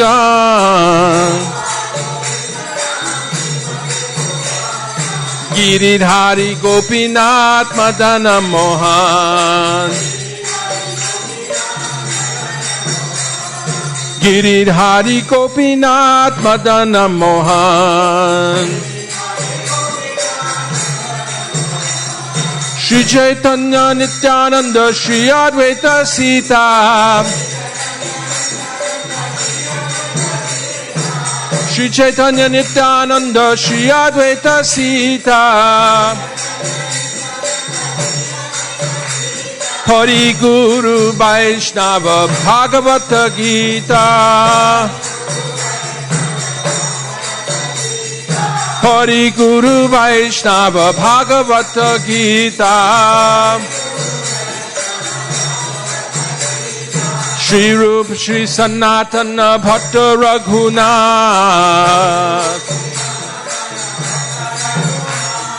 Shri Rup Shri Sanatana Bhatta Raghunath.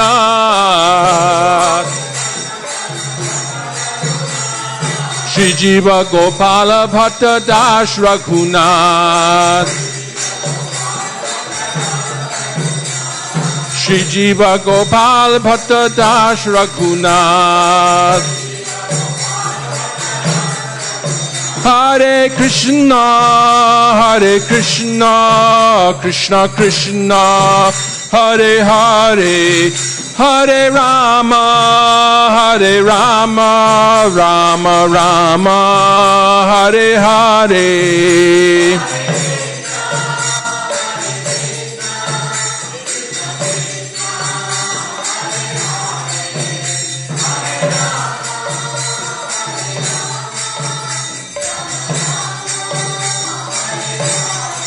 Hare Krishna, Krishna Krishna, Hare Hare, Hare Rama, Rama Rama, Hare Hare.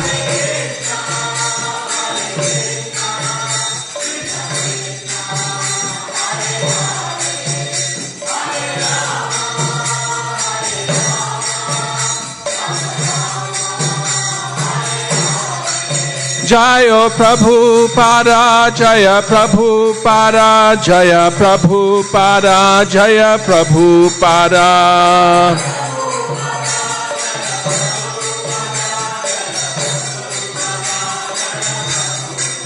Jaya Prabhupada, Jaya Prabhupada, Jaya Prabhupada, Jaya Prabhupada.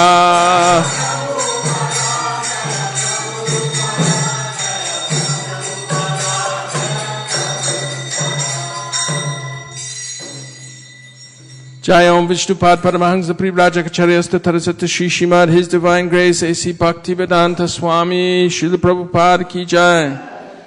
Jaya Om Vishnupad Paramahansa Privrajakacharyasta Tarasata Shri Srimad, His Divine Grace Bhakti Siddhanta Saraswati Thakur Maharaj Srila Prabhupada Ki Jai. Ananta Koti Vaishnava Vrinda Ki Jai. Namacharya Srila Haridas Thakur Ki Jai. Prem Se Kaho Shri Krishna Chaitanya Prabhu Nityananda Shri Rwaita Gadadhar Shivasari Gaura Bhakti Vrinda Ki Jai. Shri Shri Radha Krishna Gop Gopinath Shyamakunda Radha Kunda Giri Govardhan Ki Jai. Shri Vrindavan Dham Ki Jai. Shri Mayapur Dham Ki Jai. Gangamai Jamunmai Ki Jai. Tulsi Devi Bhakti Devi Ki Jai. Samaveta Bhakti Vrinda Ki Jai. Gaura Premanandi. ISKCON Silicon Valley Yatra Ki Jai. Transcendental Book Distribution Ki Jai. Harinam Sankirtana Ki Jai. Grantaraj Srimad Bhagavatam Ki Jai. Shri Shri Radha Madana Mohan Ki Jai. Shri Shri Lakshmi Nrsingadev Ki Jai. Shri Chaitanya Mahaprabhu Ki Jai. All glories to the assembled devotees. All glories to the assembled devotees. All glories to the assembled devotees. All glories to the lotus feet of Shri Shri Guru and Gauranga. Hari Hari Bol.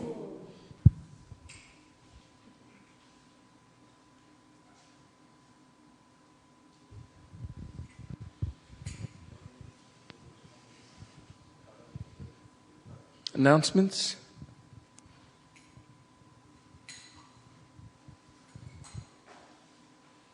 Hari Sankirtan Prabhu, are there announcements today? Anyone can sponsor fees for Saturday morning. For Saturday morning, there can be feast sponsor. How much is the? $108 to sponsor Saturday morning feast. And how much for Sunday feast? $300. We used to have a board in the other temple room where we saw who were the sponsors. Do we have anything like that now? We have in plan. Okay, so there's plans in the works. So anyone who wants to sponsor today's feast, it's $108. You're welcome to. And $300 and how much for Sunday? $301 for a Sunday feast. And who's cooking today? Hiral and Prashant cooked today. All glories to the cooks. Haribo.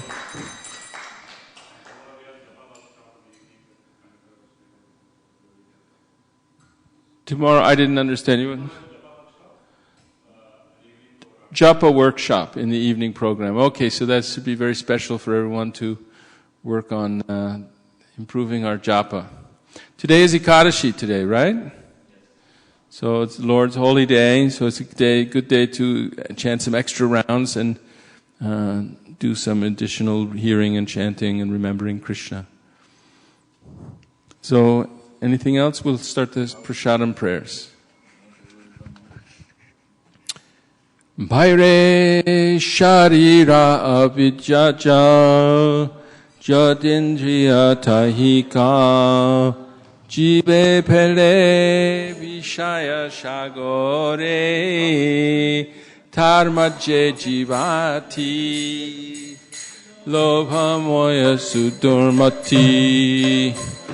Take Jeta Kotina Samsare Krishna Barodoya Moy Kori Bharat Jiva Joy Swaprashad Anna Dilo Bhai Shayanamrita Pao Radha Krishna Guna Gao Premedako Shri Chaitanya Nitai Ekadina Shanti Pure Sahu Advaitera Ghare Dui Prabhu bhojane boshilo Shakori ashwadana Prabhu bole bhakta ganna Esha Krishna ashwadilo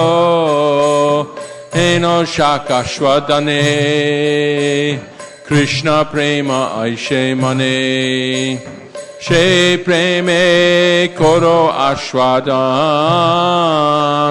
Jara buddhi parihari Prasad bhojana kori Hari Hari bolo sarvajan Shachirangane kabhu Madhavendra puri prabhu Prasadana korena bhojan